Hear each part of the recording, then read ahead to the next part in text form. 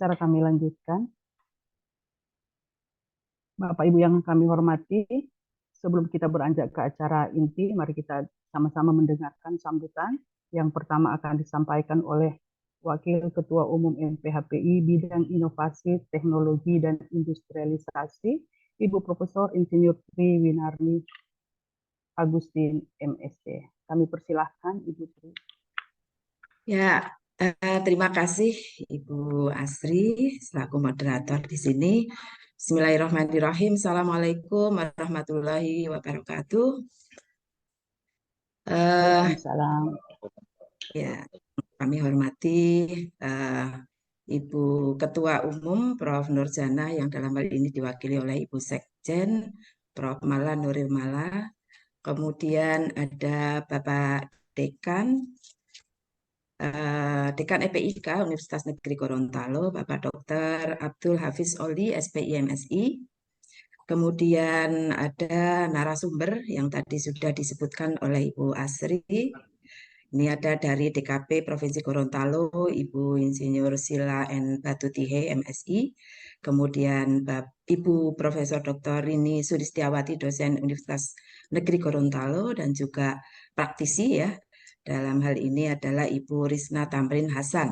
Jadi Sri Kandi semua ini dari Gorontalo, alhamdulillah. Yang kami hormati ini tadi Bapak Dirjen PDS PKP, dalam hal ini diwakili oleh Direktur Bina Mutu yaitu Bapak Dr. Widya Rusyanto. Pak Widya nanti akan memberikan sepatah dua patah kata. Intinya kami mengucapkan terima kasih pada seluruh anggota. Ini kalau di MPHPI kebetulan ada Wakil Ketua Umum itu 5 orang ya, saya salah satunya, dan pada pagi hari ini saya diminta oleh Bu Sekjen untuk mewakili Bapak Insinyur Supari yang kebetulan berhalangan. Dan kami sangat-sangat senang ya karena ngobar wilayah yang sudah direncanakan dari beberapa tahun lalu itu terlaksana di tahun ini ini merupakan pertama ya, ngobar pertama di 2023 yang Enggak Bu, enggak pertama. Oh, ketiga ya. Aduh, maaf. Ketiga, alhamdulillah yang di Juli, bulan Juli, alhamdulillah udah yang ketiga, dan intinya kami sangat mendukung semua program yang sudah dilaksanakan oleh MPHPI, luar biasa, dan ini inisiasi dari Bapak Ketua Umum dulu ya. Pak Adi Surya yang beliau sudah meninggalkan kita semua, tapi kita tetap melanjutkan apa yang menjadi cita-cita beliau. Kemudian di sini kami sangat senang karena tema yang akan diangkat adalah perkembangan UMKM produk perikanan di Gorontalo, yang itu pastinya akan memberikan wacana kepada kita semua, Bapak Ibu semua yang sudah bergabung. Ini ada 103 peserta luar biasa yang akan mendengarkan kira-kira potensi apa yang ada di Gorontalo sehingga nanti bisa kita kembangkan ya bersama-sama. Kemudian kita dengarkan, dan pastinya ini Pak Widya selaku Direktur Bina Mutu akan mengendorse kira-kira apa sih kegiatan yang bisa dikerjakan di sana dengan kontribusi tentunya dari Busanya Gorontalo banyak Kak, Ambon. Pak Widya bocor kayaknya. Ya, enggak apa-apa nanti. Ya, Bapak. Jadi Habis tahu ini bocorannya ya, Putri ya. sudah. Baru sedikit tapi nanti harus kita topik yang kali ini akan diangkat benar-benar merupakan sesuatu yang sangat bagus untuk kita dengarkan, kita sharing semua kepada seluruh anggota. Dan tak lupa tadi sudah diingatkan oleh Ibu Sekjen bahwa pada tahun ini di September ada kongres. Yang ini sangat kita nantikan bersama, partisipasi dari seluruh anggota MPHPI pastinya akan kita nantikan di Riau, di UNRI 12 September ya Bu Sekjen. Insya Allah nanti kita akan bersama-sama ke sana dan sekaligus seminar begitu ya, kongres dan seminar pastinya. Oleh karena itu saya kira cukup ya bahwa kita selalu berupaya untuk mewujudkan MPI yang berdaulat, kemudian bermartabat dan bermanfaat. Itu seperti flagship yang selalu kita dengungkan selama ini, maka kita harus memberikan manfaat untuk sesama, terutama di bidang pengolahan hasil perikanan. Luar biasa untuk Ibu Ketum dan Sekjen, terutama di sini adalah Direktur Bina Mutu yang sudah bergabung bersama kami dan Bapak Ibu semua. Mari kita dengarkan bersama topik pada pagi ini yang luar biasa. Mungkin itu yang bisa kami sampaikan. Terima kasih. Billahi taufiq wal hidayah. Wassalamualaikum warahmatullahi wabarakatuh.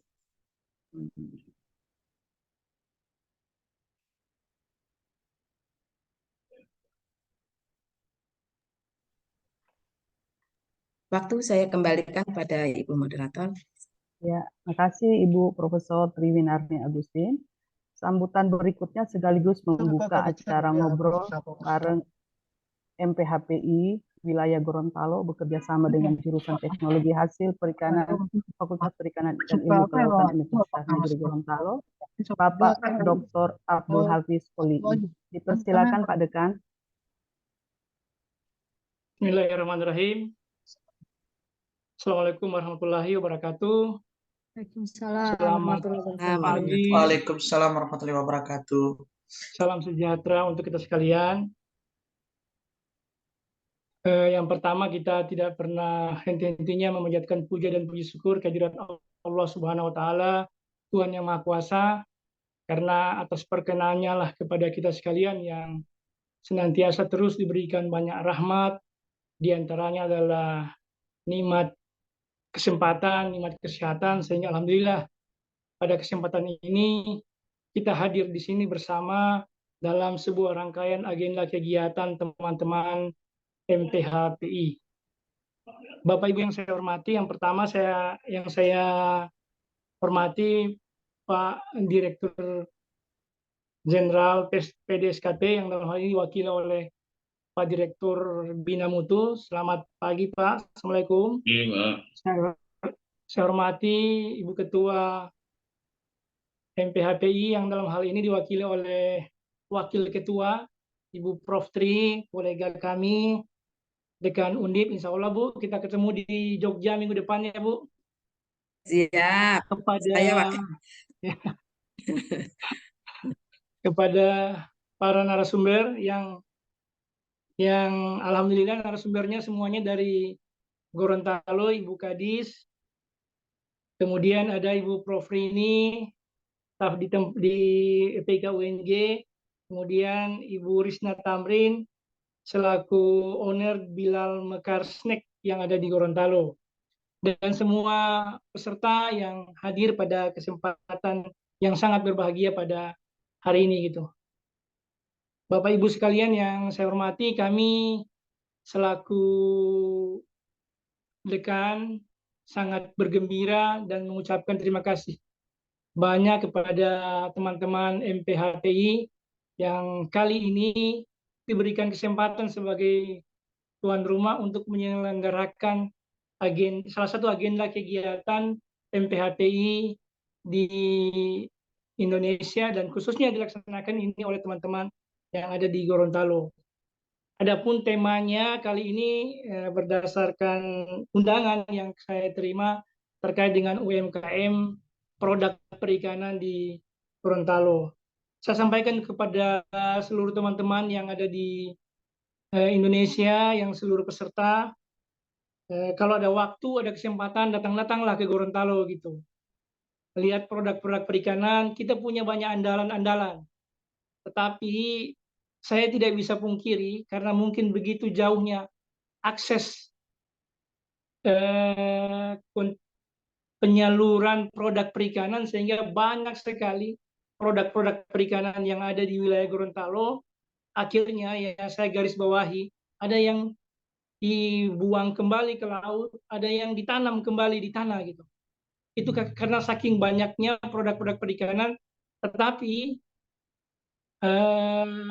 kemampuan masyarakat kita untuk melakukan pengolahan produk perikanan itu masih sangat-sangat kurang. Nah, sehingga mudah-mudahan dengan ngobar kali ini insya Allah akan banyak memberikan motivasi, banyak memberikan teknik-teknik atau cara-cara yang mungkin yang sangat praktis, sehingga semua masyarakat yang ada di wilayah Gorontalo ini bisa memanfaatkan keberadaan dari produk perikanan yang begitu melimpah di wilayah Gorontalo. Saya sedikit menjelaskan kepada seluruh teman-teman, Bu Tri, kita itu diapit oleh dua wilayah, yaitu perairan darat, perairan utara yang berada di wilayah Gorontalo Utara itu berdekatan dengan Kota Manado. Kemudian kita berada di wilayah selatan, yaitu kawasan Teluk Tomini, di mana kawasan Teluk Tomini itu kita tahu bersama kawasan yang sangat-sangat kaya akan potensi sumber daya perikanan. Nah, Bapak Ibu sekalian, para peserta, saya sebagai dekan sangat mengucapkan terima kasih banyak atas kesempatan yang diberikan kepada UNG, kepada Fakultas Perikanan dan Ilmu Kelautan, khususnya teman-teman di jurusan pengolahan hasil perikanan, sehingga acara ini bisa diselenggarakan pada hari ini gitu. Mohon maaf Bapak Ibu sekalian kalau ada hal yang tidak berkenan. Sekali lagi, karena segala hal yang kita ingin laksanakan kita telah mengupayakan, tetapi kita sebagai orang biasa, sebagai penyelenggara yang masih banyak memiliki ketidaksempurnaan, sehingga mohon maaf kalau ada hal-hal yang tidak berkenan pada penyelenggaraan kegiatan pada hari ini gitu. Dan dengan membacakan Bismillahirrahmanirrahim dan dengan izin Tuhan Yang Maha Esa, Allah Subhanahu Wa Taala secara resmi mengobar MPHPI wilayah Gorontalo hari ini dengan tema perkembangan UMKM produk perikanan di Gorontalo, saya buka dengan resmi.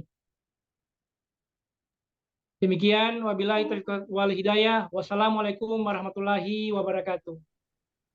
Waalaikumsalam warahmatullahi wabarakatuh. Terima kasih Pak Dekan, Bapak Dr. Abdul Hafiz Oli'i. Dan selanjutnya kini kita tiba pada acara inti dari ngobar MPHPI. Untuk itu kami undang dengan hormat moderator Bapak Fernandi Jailani SPI MSI untuk memandu acara selanjutnya. Dipersilakan Pak Fernandi.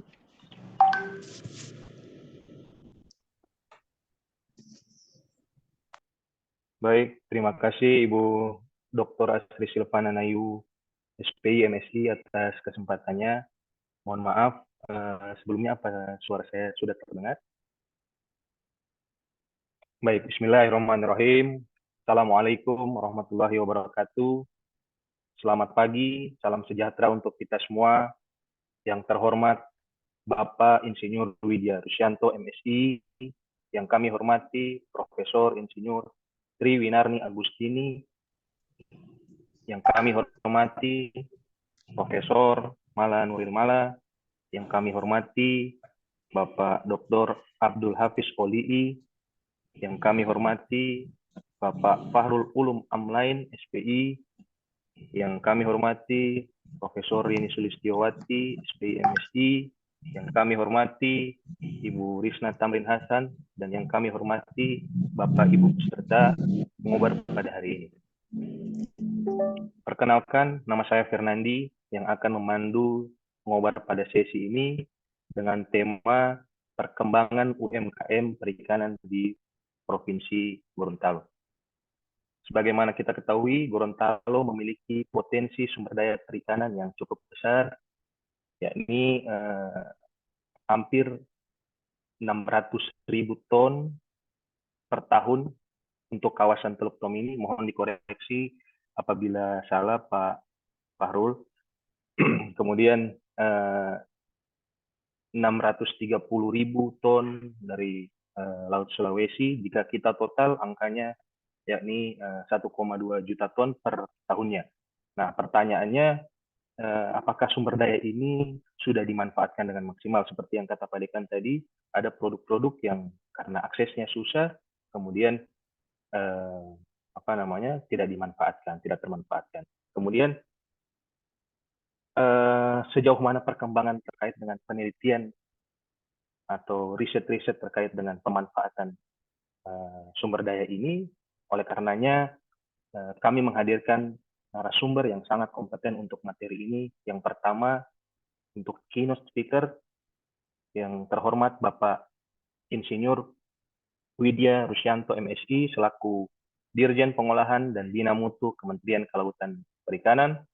Selanjutnya, Bapak Fahrul Ulum Amlain, SPI, selaku Kepala Bidang Perikanan, Budidaya, dan Penguatan Daya Saing Produk Kelautan dan Perikanan.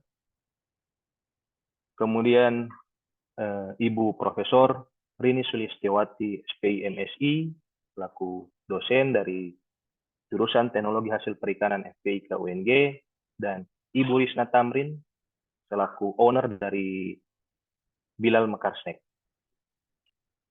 Bapak dan Ibu nantinya diberikan waktu masing-masing 10-15 menit untuk memaparkan materinya.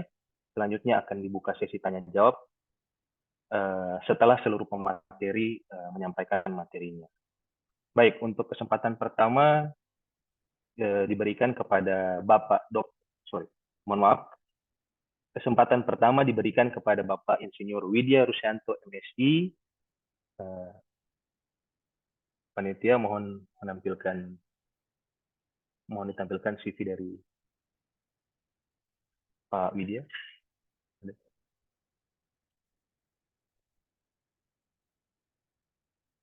Baik. Ya. Bisa tampil. Oke, sambil menunggu ditampilkannya CV, saya bacakan. Bapak Insinyur Widya Rusyanto MSI lahir di Jakarta pada tanggal 26 September tahun 1966. Jabatan sekarang merupakan Direktur Pengolahan dan Bina Mutu, menyelesaikan studi S2-nya di Institut Pertanian Bogor, jurusan Ilmu Pangan pada tahun 2005. Dan riwayat jabatan dari yang pertama Direktur Pengolahan dan Bina Mutu, kemudian sebelumnya merupakan Kepala Balai Besar Pengujian Penerapan Produk Kelautan dan Perikanan, dan seterusnya. Mohon maaf Bapak, saya tidak baca semuanya karena untuk menyingkat waktu. Untuk itu, kesempatan pertama kita berikan kepada Bapak Insinyur Widya Rusyanto MSI. Untuk Bapak disilakan. Sudah bisa. Baik, terima kasih moderator, Bapak dan Ibu semua. Assalamualaikum warahmatullahi wabarakatuh. Bismillahirrahmanirrahim. Pertama-tama saya sampaikan permohonan maaf dari Bapak Dirjen karena pagi ini juga beliau sedang rapat dan saya juga minta tunda, saya izin hadir ke ngobar dulu baru pindah ke rapat. Beliau sedang memimpin rapat. Yang kami hormati, pertama Bapak Insinyur Supari MSc, yang pagi ini diwakili oleh sahabat kami, Ibu Triwinarni dari Undip Semarang. Kemudian yang kami hormati Bapak Abdul Hafiz Oli, SPI MSI, Dekan FPIK Universitas Negeri Gorontalo. Kemudian yang kami hormati, rekan kami sudah lama nggak bertemu, Bu Kadis, Bu Sila, mudah-mudahan sudah ada di Zoom. Selamat pagi, Bu Sila. Ada Bu Sila ya? Izin Pak Hadir, Ya. ada kegiatan di kementerian juga Pak Hadir. Oh gitu ya. Dengan Mas Farul ya? Siap Hadir. Oke. Ini saya belum kenal ini Mas Farul ya, sudah lama saya nggak ke sana. Kemudian ada Ibu Profesor Dr. Rini Sulistiawati, SPI MSI, dosen Universitas Negeri Gorontalo. Kemudian ada Mbak Ibu Risna Tamrin Hasan, owner Bilal Mekarsnek, yang dari UMKM.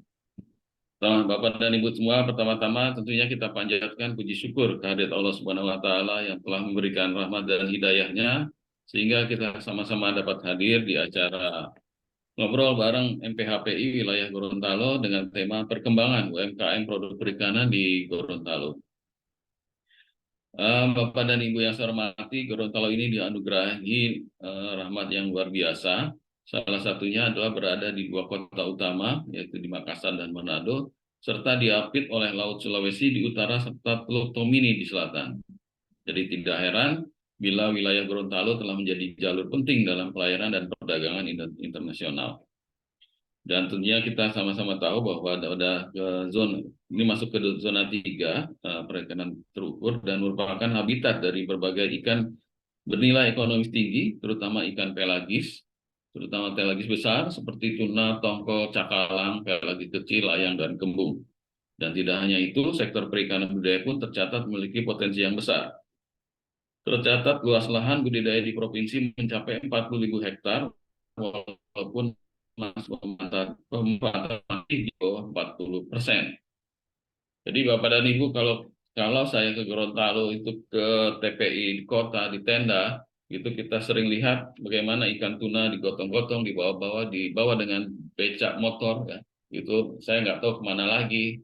Kemudian kalau masuk ke TPI Inemo di Bone Bolango itu banyak sekali ikan-ikan kembung, ya, sejenis kembung, itu sangat luar biasa sekali. Ketika turun dari kapal itu sudah sangat luar biasa di sana. Kemudian budidaya yang terkenal di Gorontalo ini adalah ikan udang fanamenya. Itu kalau dimasak itu warnanya berbeda dengan udang faname di tempat lain. Dia lebih merah warnanya, dan itu orang Jepang paling suka terhadap udang di Gorontalo. Jadi potensi di Gorontalo ini sangat luar biasa. Kami pun dari kementerian sudah banyak bantu di sana. Di TPI Tenda sudah ada cold storage, walaupun tidak besar. Di TPI Inemo sudah ada cold storage, di Gorontalo Utara juga ada cold storage, dan yang paling besar dekat bandara kami buat cold storage 1.000 ton di situ. Jadi kalau tadi disampaikan masih banyak ikan yang terbuang, ini artinya logistik tidak berjalan. Mudah-mudahan segera bisa dibenahi, karena di situ sudah ada cold storage 1.000 ton yang bisa dimanfaatkan di Gorontalo dan bisa dikerjasamakan oleh teman-teman yang lain. Dan kami berharap Gorontalo juga bisa lebih berkembang. Kalau bicara dengan UMKM, tentunya pembinaan juga telah banyak kami lakukan. Siapa tidak kenal dengan Ibu Sonya, ya, saya nggak tahu namanya di sana, nama UKM-nya, tetapi kalau kita Ibu Sonya pasti orang tahu ada abon, ada nugget, ada rebon crispy, nila crispy, belum lagi kalau pada musimnya ada ikan nike, ya, yang kecil-kecil, ya, yang luar biasa yang hanya ada di Gorontalo dan di Sulawesi Utara, tidak ada di tempat lain. Itu yang salah satu ciri khas dari Gorontalo tersebut. Mudah-mudahan nanti apa yang ada di Gorontalo ini bisa dimanfaatkan dengan baik, bisa dikembangkan dengan baik. Mungkin kesalahan kami adalah kami mungkin juga kurang bekerja sama dengan teman-teman dari fakultas, teman-teman dari perguruan tinggi. Terus terang Pak Profesor di sini ada Pak Dr. Abdul Hafiz, ya, kemudian ada Profesor ini.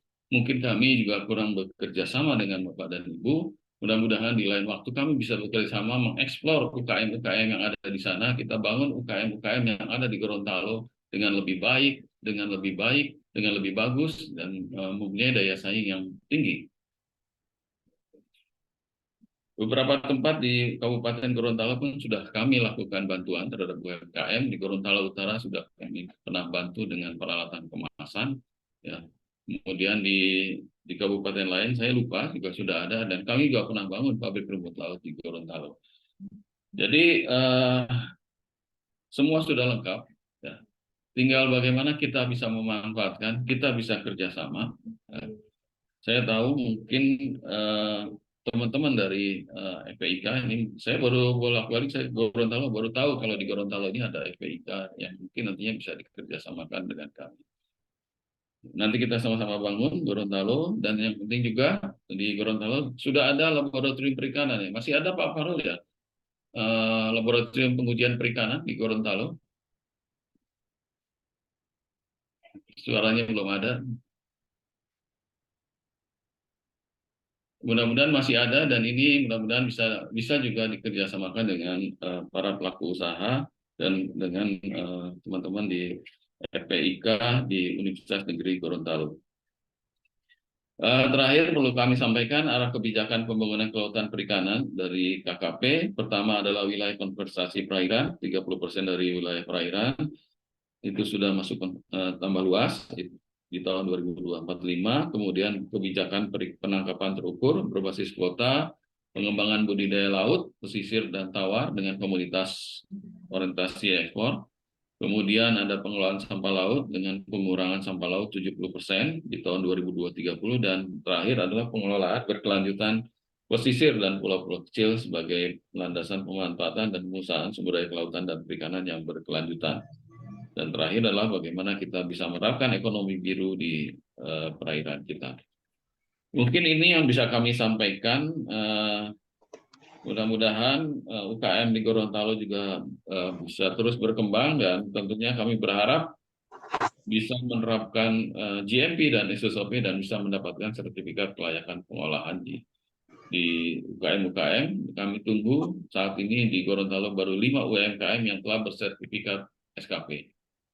Semoga kedepannya ini bisa lebih bertambah dan bisa lebih kerjasama dengan kami.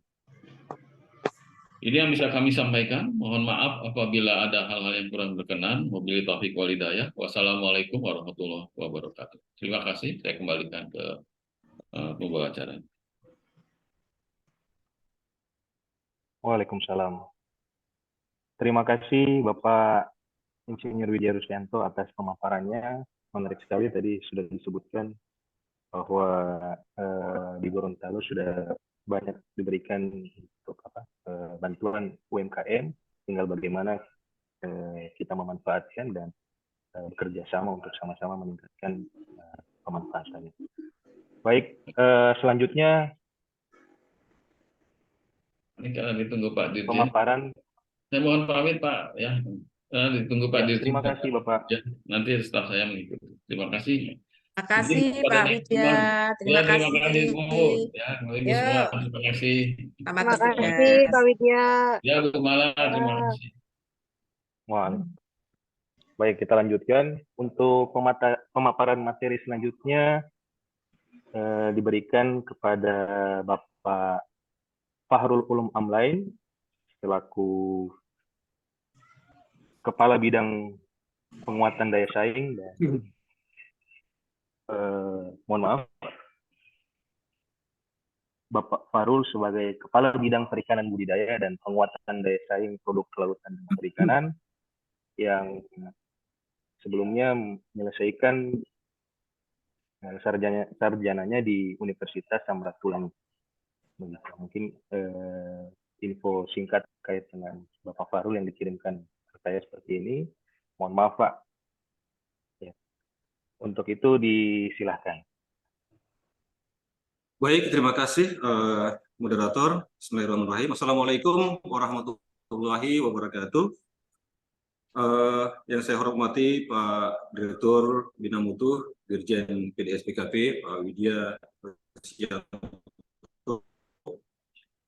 Yang saya hormati Ibu Prof. Triwinarni Agustini. Yang saya hormati Pak Dr. Hafiz Oli, Dekan Fakultas Perikanan Ilmu Kelautan Universitas Negeri Gorontalo. Yang saya hormati para narasumber, Ibu Prof. Bini, Ibu Risna, Bapak Ibu peserta ngobar MPHPI di wilayah Gorontalo pada hari ini.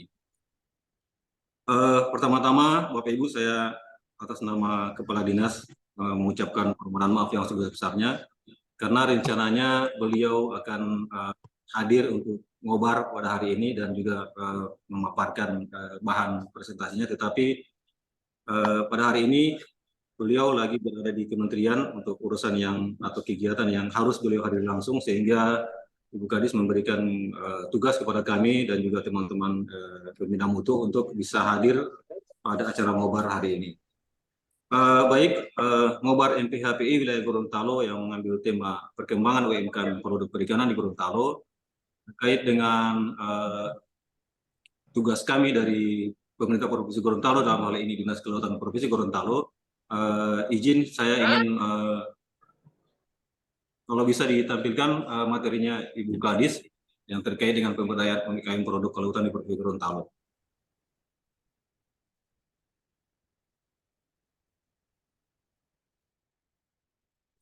Ya, tadi Pak Dekan, Pak Hafiz, dan juga Pak Direktur tadi sudah sempat menyinggung mengenai potensi di Provinsi Gorontalo. Memang betul terkait dengan UMKM, maka salah satu yang mendasar adalah bagaimana ketersediaan bahan baku.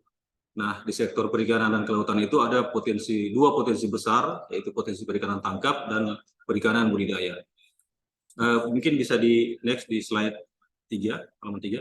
Jadi kalau kita lihat potensi perikanan tangkap, tadi mungkin sekalian saya koreksi ya Pak Moderator bahwa wilayah Gorontalo itu berada di dua wilayah pengelolaan dan pemanfaatan atau WPP, yaitu di WPP 715 di perairan Teluk Tomini sampai perairan Laut Seram, kemudian di WPP 716 yang meliputi Laut Sulawesi di bagian utara sampai Samudra Pasifik bagian utara, bahkan sampai ke Pulau Halmahera dan Papua. Nah, dua potensi WPP ini itu potensinya itu saya koreksi angka tadi Pak Saudara Moderator, itu ada 1.341.338 ton per tahun. Dan kedua WPP ini di WPP 715 itu pemanfaatannya baru 53%. Sementara yang di WPP 716 pemanfaatannya itu baru 46%.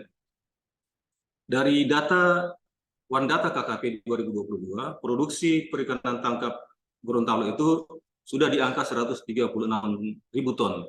Dan ini didominasi oleh komoditi-komoditi baik pelagis maupun universal, tuna, tongkol, cakalang, dan komoditi lainnya. Nah, di samping potensi perikanan tangkap, di perikanan budidaya juga memiliki potensi yang cukup besar, baik di perikanan tawar, budidaya air payau maupun laut. Di perikanan budidaya air tawar, pemanfaatan kita itu masih di bawah 5%. Dengan luas potensi lahan itu 1.712 hektar. Ini Bapak Ibu belum termasuk Danau Limboto. Kenapa? Karena Danau Limboto sejak 2017 itu berdasarkan Perda Nomor 9 sudah ditetapkan sebagai kawasan strategis provinsi. Kemudian juga di PP 21 tentang perlindungan danau, ya, 15 danau yang dilindungi juga termasuk Danau Limboto, sehingga potensi Danau Limboto itu tidak kita masukkan lagi sebagai potensi budidaya air tawar. Bisa di next lagi. Nah, kemudian juga di samping budidaya air tawar ada budidaya payau. Ini juga cukup besar, ada 16.700 yang tersebar di Kabupaten Powato, Bualemo, dan Kabupaten Gorontalo Utara. Ini pun pemanfaatannya belum setengah dari potensi yang ada. Nah, di samping budidaya ini, ya kalau untuk budidaya payau ini didominasi oleh komoditi udang, bandeng, dan kepiting bakau. Memang benar apa yang disampaikan oleh Pak Adir tadi, memang udang Gorontalo itu memang terkenal dengan kualitasnya yang memang sangat baik, karena mungkin ini dari proses pengolahannya itu kita kan hampir 100% itu adalah tambak-tambak tradisional yang tidak menggunakan bahan-bahan kimia, tidak menggunakan pakan yang berlebihan, semuanya dikelola secara tradisional sehingga memang kualitasnya memang baik, didukung juga dengan kondisi alam yang memang bagus. Bahkan kita sempat mengekspor komoditi udang ini dengan brand khusus tradisional strip, artinya udang-udang yang memang dikelola dengan pola-pola tradisional. Nah, di samping budidaya tawar dan payau tadi, ada juga budidaya laut yang pemanfaatannya juga masih di bawah 5%. Dari data RZWP 3K, kita punya potensi 11.141 dan baru 473% yang kita manfaatkan. Ini didominasi oleh kegiatan-kegiatan usaha budidaya rumput laut maupun KJA. Nah, untuk kegiatan budidaya ini, pemerintah Provinsi Gorontalo fokus kepada produk-produk unggulan yang punya nilai ekonomis tinggi seperti udang, bandeng, kemudian nila, dan rumput laut. Nah, kalau kita melihat, artinya kita lebih ke, sekarang masuk ke UMKM, jadi berdasarkan PP nomor 7 2021, di sini kita bisa lihat sama-sama. Kenapa cuma mata aula di sini? Next.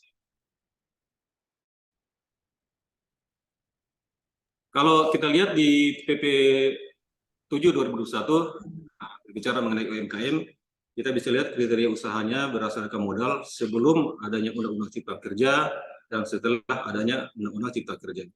Untuk kriteria usaha mikro itu 50, kurang dari 50, sementara setelah ada Undang-Undang Cipta Kerja, usaha kriteria yang mikro itu kurang lebih atau sama dengan 1 miliar. Kemudian yang usaha kecil itu 50 sampai 500, setelah ada Undang-Undang Cipta Kerja itu antara 1 miliar sampai 5 miliar. Ini bisa dilihat. Kemudian yang usaha besar itu sama saja baik sebelum Undang-Undang Cipta Kerja maupun setelah adanya Undang-Undang Cipta Kerja. Lanjut. Nah, di slide berikut kita bisa lihat untuk skala nasional, industri pengolahan ikan ini didominasi oleh usaha mikro kecil. Jadi ada 62.389 unit pengolahan ikan yang tersebar di seluruh Indonesia. Next, Mas.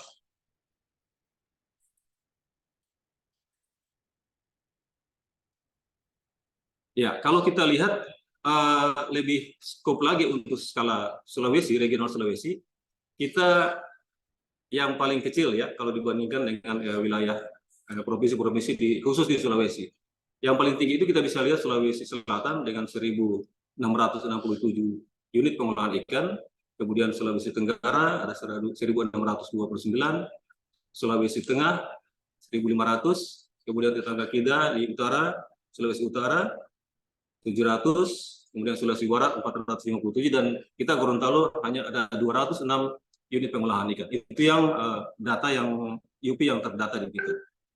Kalau kita lihat untuk skop nasional, per jenis pengolahan yang paling dominan itu adalah kegiatan untuk penggaraman dan pengeringan. Next. Nah, sekarang kita lihat untuk yang Provinsi Gorontalo. Dari 206 unit pengolahan ikan maupun skala menengah dan skala besar itu memang didominasi oleh usaha mikro kecil. Ada 192 unit UMKM yang UMKM di kelautan dan perikanan, dan ada 14 yang pengolah yang skala menengah besar.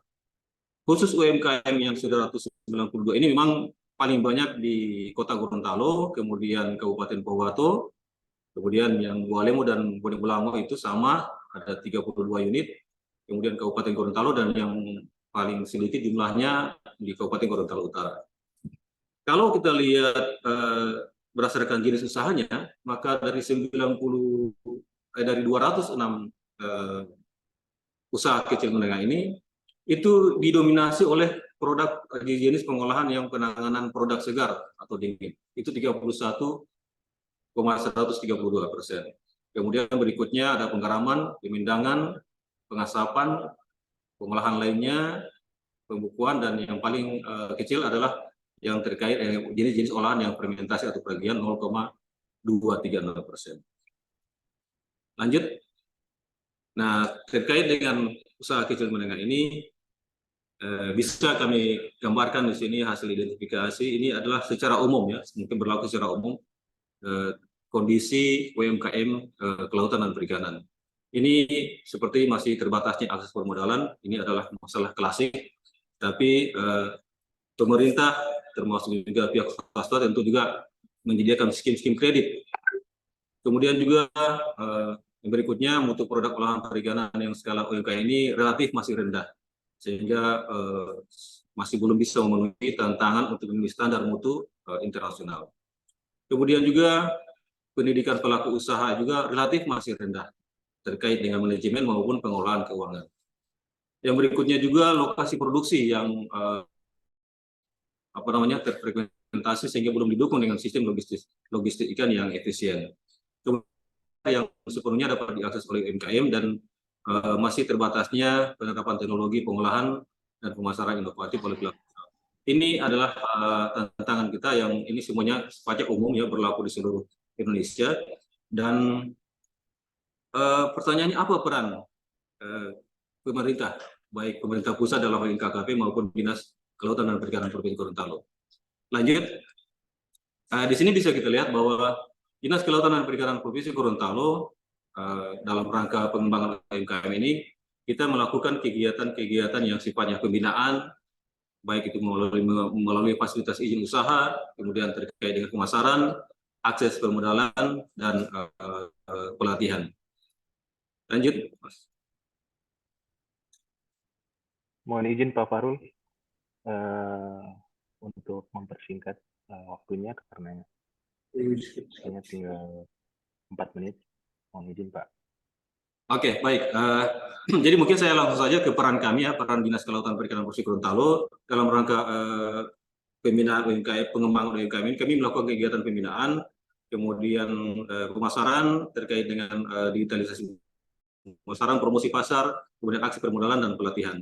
Dan sebenarnya ada beberapa hal yang mungkin perlu kami lebih perdalam, tetapi mungkin karena waktunya terbatas, nanti mungkin kita bisa lanjut di sesi diskusi. Tetapi satu hal yang mungkin sebelum berlanjut, kami perlu informasikan bahwa penjabat Gorontalo dalam hal ini terkait dengan upaya pemerintah Provinsi Gorontalo untuk mengembangkan UMKM ini akan digelar yang namanya kegiatan Car Free Day.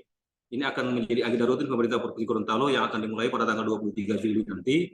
Dan pelaksanaan Car Free Day ini dikhususkan juga untuk menghidupkan UMKM. Jadi nanti pada kesempatan ini saya mengajak teman-teman semua pelaku UMKM agar yuk mari kita ramaikan kegiatan Car Free Day pada tanggal 23 Juli. Dan itu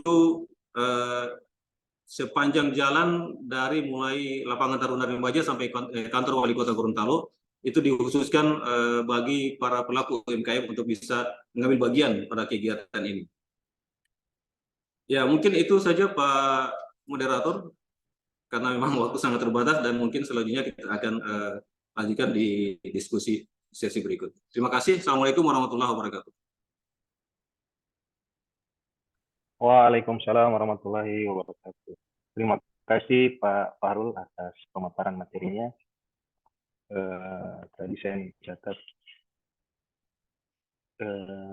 bahwa pemanfaatan dari potensi ini untuk perikanan tangkap masih 53%. Kemudian untuk perikanan budidaya itu kurang dari 50%. Mudah-mudahan ini para peserta di sini menjadikan ini sebuah pertanyaan ya, yang akan menarik kita diskusikan. Begitu. Kemudian selanjutnya diberikan kesempatan pada pemateri yang ketiga, yaitu Ibu Profesor Rini Sulistiawati, SPMSI, yang merupakan dosen di Fakultas Perikanan dan Ilmu Kelautan, jurusan Teknologi Hasil Perikanan. Beliau menyelesaikan studi S1-nya di Universitas Samratulangi, kemudian melanjutkan pendidikan S2 dan S3-nya di Universitas Diponegoro. Berbagai macam penelitian, hasil-hasil karya penelitian sudah dipublikasikan, kemudian banyak penghargaan juga yang beliau terima. Mungkin saya tidak baca secara rinci di sini. Jadi kami berikan kesempatan ke Ibu Prof. Rini Sulistiawati untuk memaparkan materinya. Silakan. Ya, baik. Assalamualaikum warahmatullahi wabarakatuh. Waalaikumsalam. Yang saya hormati Ketua dan Pengurus MPHPI Indonesia, yang saya hormati Pak Dirjen dan Bapak dari Dinas Perikanan dan Kelautan Provinsi Gorontalo, teman-teman tim MPHPI Provinsi Gorontalo, selamat pagi semuanya. Hari ini kita sama-sama ngobrol ya, ngobrol bareng. Namanya juga ngobrol, berarti kita ngobrol-ngobrol ya, ngobrol-ngobrol tentang bagaimana mengembangkan UMKM di Gorontalo dan di Indonesia pada umumnya, karena ini juga pesertanya juga se-Indonesia, jadi kita ngobrol-ngobrol lah UMKM ya provinsi ya. Nah, UMKM di Indonesia sebenarnya cukup berkembang. cukup berkembang itu seperti pada saat COVID kemarin ya. COVID kemarin itu kan semua aktivitas kita itu dilaksanakan secara daring ya, secara online, apapun penjualan dan sebagainya. Nah, dari situ telah berkembang usaha-usaha, apakah usaha-usaha itu dalam notabene sengaja atau memang terpaksa, ya kan?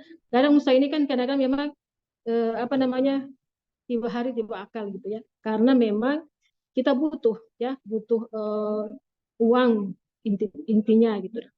Nah, namun perkembangan UMKM ini di Indonesia cukup signifikan. Nah, tapi di lain pihak juga banyak yang nyungsep lah istilahnya, atau kita apa namanya, tidak berkembang. Nah, tidak berkembang itu memang itu hal yang wajar dan nyata adanya, dan itu kira-kira beberapa hal yang menyebabkan kenapa UMKM kita itu tidak berkembang. Nah, jadi ada yang baru, ada yang maju, bahkan ada yang sangat berkembang menjadi usaha makro ya.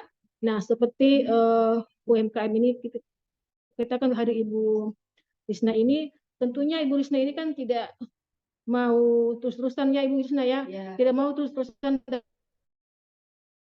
kecil terus ya, pasti akan mau berkembanglah menjadi menengah bahkan go internasional ya, insya Allah, amin. Nah, untuk itu bagaimana usaha kita ini, produk olahan perikanan ataupun produk olahan perikanan yang bukan hanya single tapi mix ya, ada juga mix dari olahan itu, namanya contoh olahan kan tidak dia berdiri sendiri ya, pasti ada bahan-bahan lain yang sangat mendukung sehingga produk itu bisa sustainable. Nah, oleh karena itu saya akan mencoba berbagi ya materi saya ini, walaupun tidak terlalu bagaimana bagus, tapi semoga materi yang saya berikan ini dapatlah bermanfaat dan menambah semangat ya buat apa namanya teman-teman untuk berwirausaha.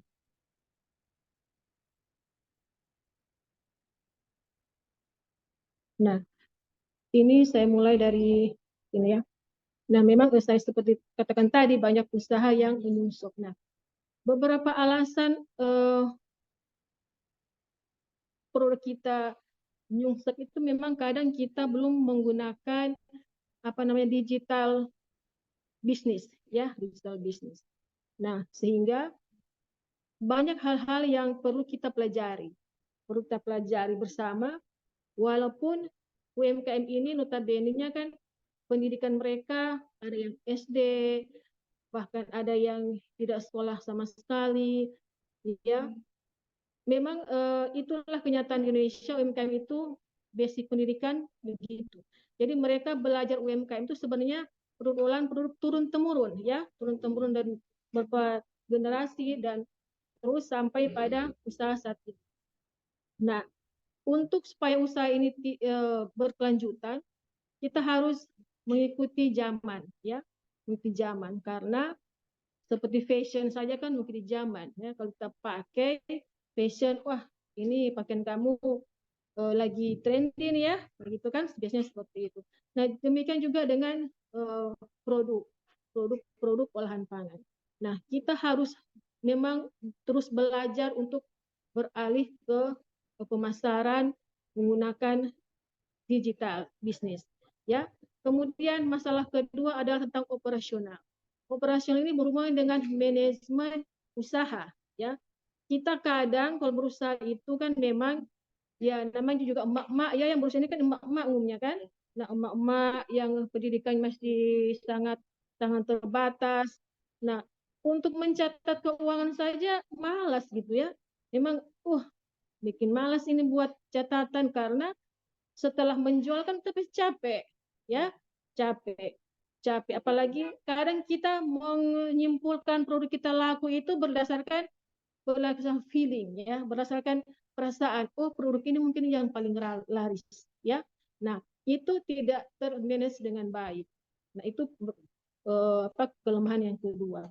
Kemudian kelemahan kita itu ketiga baru adalah produk. Nah, produk kita produk itu saja, ya, tidak mau berinovasi, tidak mau belajar karena memang itulah tidak ada yang mengajarkan ceritanya. Makanya kita sebagai akademisi, teman-teman itu harus dengan teman-teman UKM harus membuat community, ya, community untuk berusaha. Nah, kadang community itu memang community per produk, misalnya sambal A, sambal B, sambal O, dia juga sambal. Takutnya produk kita tidak laku. Jadi tidak boleh seperti itu karena namanya juga rezeki pasti kita sudah ada yang sampai.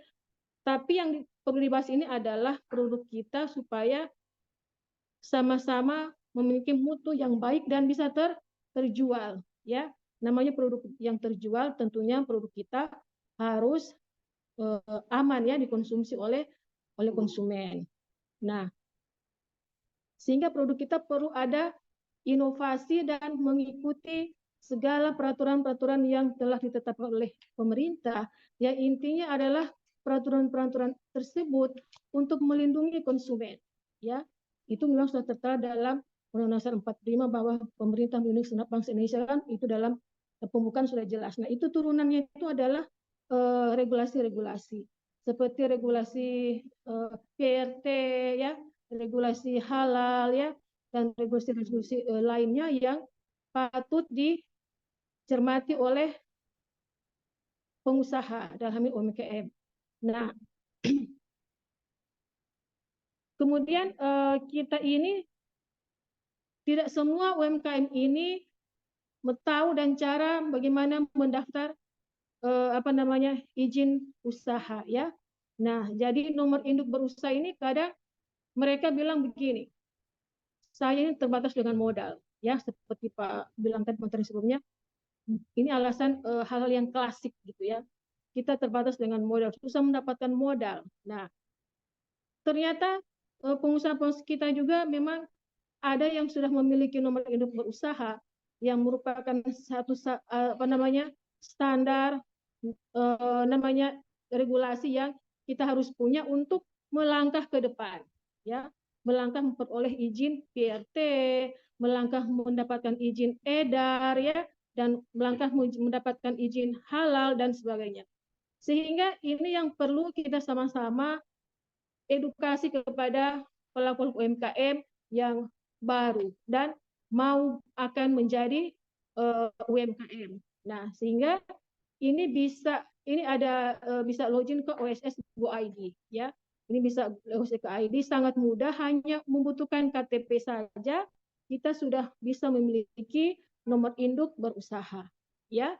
Nah, ini juga nomor induk berusaha ini ada klasifikasinya. Ada klaster lah, tiap produk itu ada klaster. Nah, ini misalnya Bapak Ibu, klaster lapangan perikanan itu sudah tertuang dalam Permen, ya, Permen KKP nomor 10 tahun 2021. Ya, ada nomor misalnya contoh sampai 1100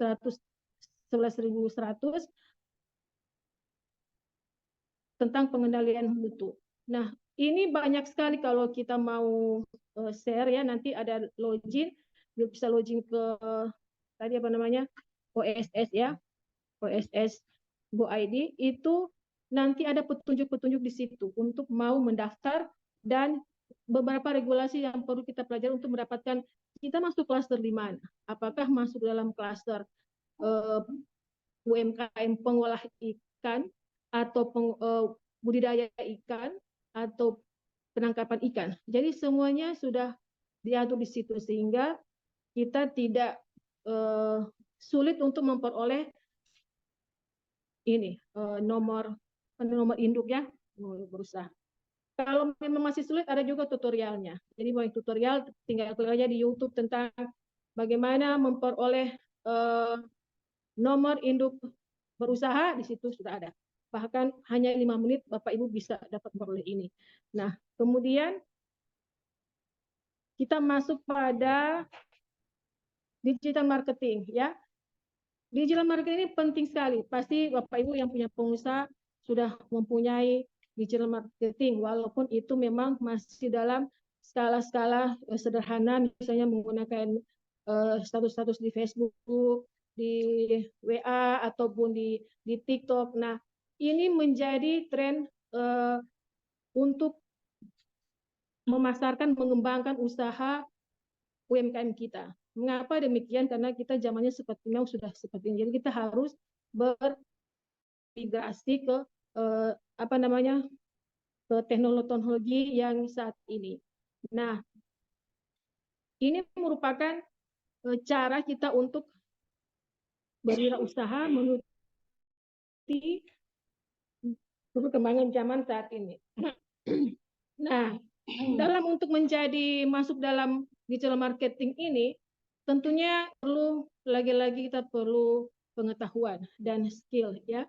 Misalnya untuk membuat foto saja kan tidak sembarangan itu, ya. Misalnya bagaimana besar gambar kita, bagaimana fokus gambar kita mau ambil di angle yang samping, yang kemasan atau yang di atas, ya, untuk melihat suatu produk secara keseluruhan atau hanya sebagian. Itu ada teknik-teknik bagaimana kita memotret. Nah, ini juga perlu ada pelatihan. Nah, sehingga kami dari akademisi, ya, sangat welcome pada usaha-usaha baru, yang usaha-usaha yang ingin mengembangkan usahanya untuk dapat tetap eksis supaya tidak nyungsep tadi, ya. Nah, karena itu juga perlu adanya pengetahuan. Nah, selanjutnya izin tentang boleh mempersingkat operation. pemaparannya. Nah, operation ini yang tadi saya bilang di awal bahwa kita agak sulit, capek untuk mencatat segala-gala uang, masukan, pengeluaran biaya. Ini sebenarnya sudah ada, saat ini sudah banyak marketplace dan aplikasi-aplikasi yang dapat membantu kita untuk mempermudah untuk manajemen. Itu sepertinya salah satu contoh, memang buku warung ini sangat baik sekali. Nah, kemudian yang paling penting adalah traceability produk. Bagaimana produk dalam satu kemasan bisa telusur tentang keamanan pangan, ya, tentang umur masa simpan, itu kita bisa menggunakan QR code, ya, atau barcode. Nah, ini juga perlu edukasi, Bapak Ibu, ya, karena ini membuat ini juga perlu ada latihan. Nah, kemudian untuk produk yang di Gorontalo, kita akademisi ini kita sudah punya artikel, ya, punya jurnal yang namanya Jambura Fish Processing Journal. Nah, kita saat ini sudah masuk pada Sinta 4, dan ini tahun ini juga kita harus upgrade ke Sinta yang lebih tinggi karena memang sudah harus reakreditasi. Di dalam artikel ini, Bapak Ibu, ini ada berbagai macam inovasi produk. Bukan hanya produk pangan, tapi non pangan, misalnya ke sabun, ke masker, ya, dan produk-produk yang sampai pada kemasan yang namanya modern, kita ada di sini. Nah, silakan Bapak Ibu untuk melihat pada Jambura Fish Processing Journal. Nah, untuk produk perikanan seperti yang telah digambarkan tadi oleh Pak Dirjen, kita memang banyaknya produk perikanan di Gorontalo ini. Misalnya ada produk sambal, ya, sambal sagela, atau ada juga produk misalnya ilabulo, ya. Ilabulo ini adalah produk khas Gorontalo yang kalau dimakan itu memang luar biasa, dan ini sambal ini yang sudah terkenal sampai ke luar negeri, ya.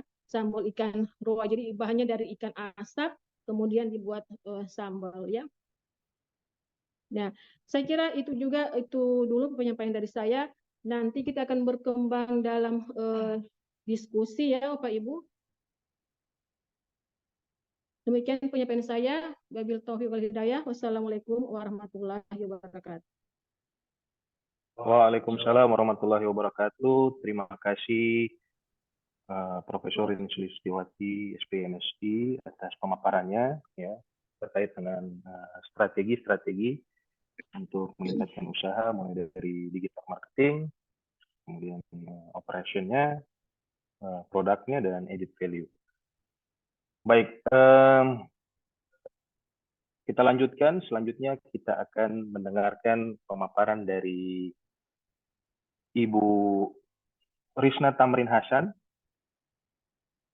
Bu Risna Tamrin Hasan merupakan owner dari UMKM Bilal Mekar Snack.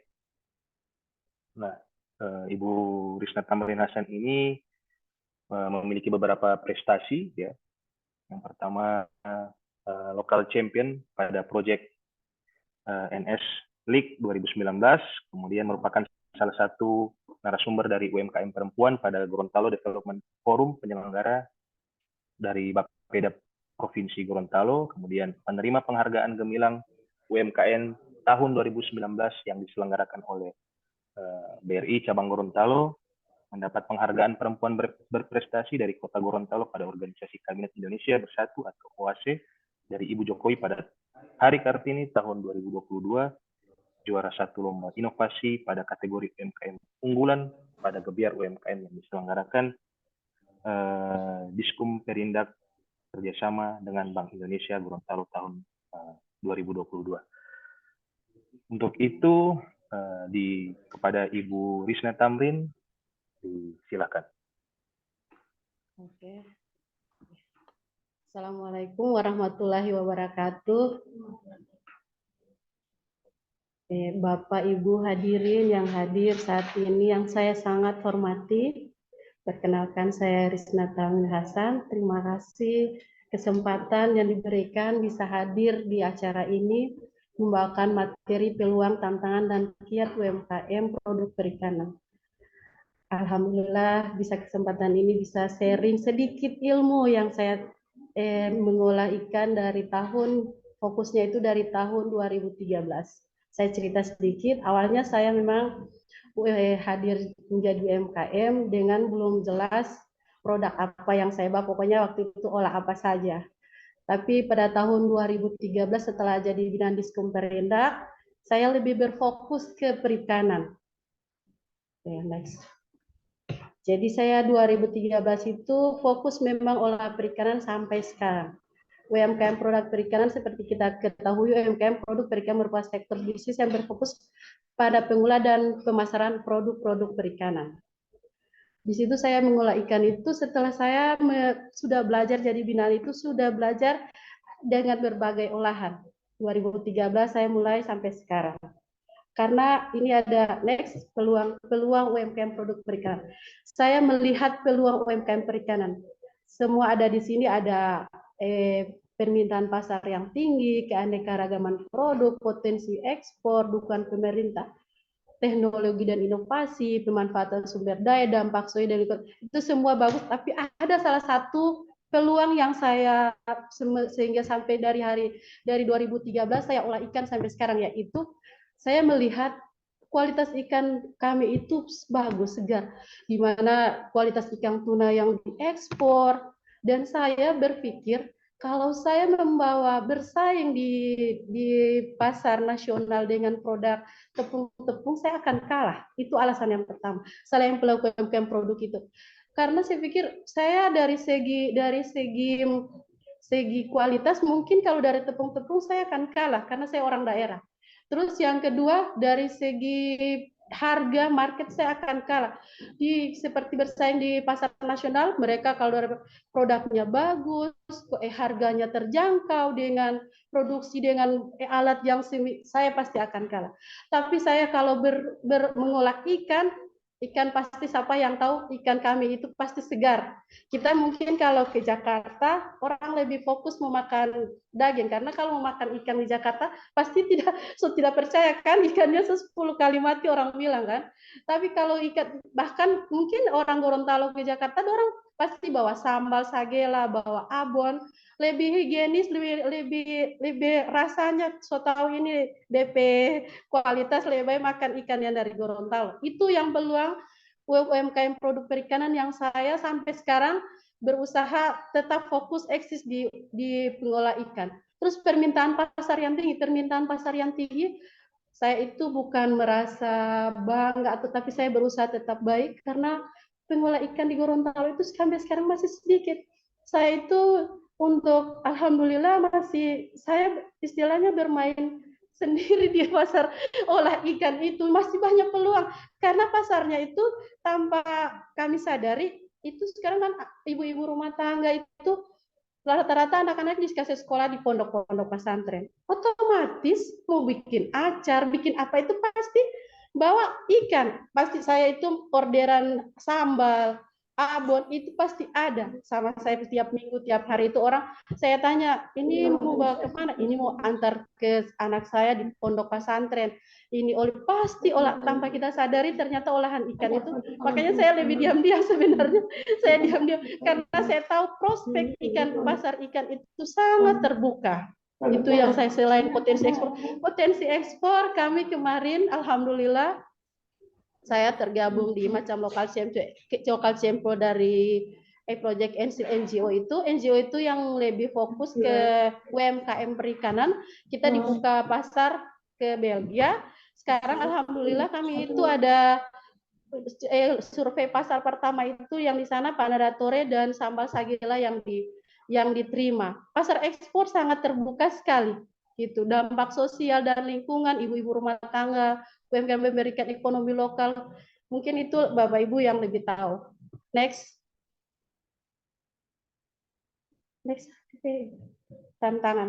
Tantangannya itu UMKM perikanan mungkin yang dari saya persaingan yang ketat, kebijakan yang regulasi, memang kebijakan dan regulasi tantangan saya karena sekarang saya dikasih challenge harus saya dapat HCCP karena alhamdulillah saya binaan Bank Indonesia yang masuk UMKM kategori awal pertama yang dipersiapkan ekspor dari perikanan. Jadi regulasi saya harus HCCP, produk saya harus sekarang dikasih challenge harus bisa SNI.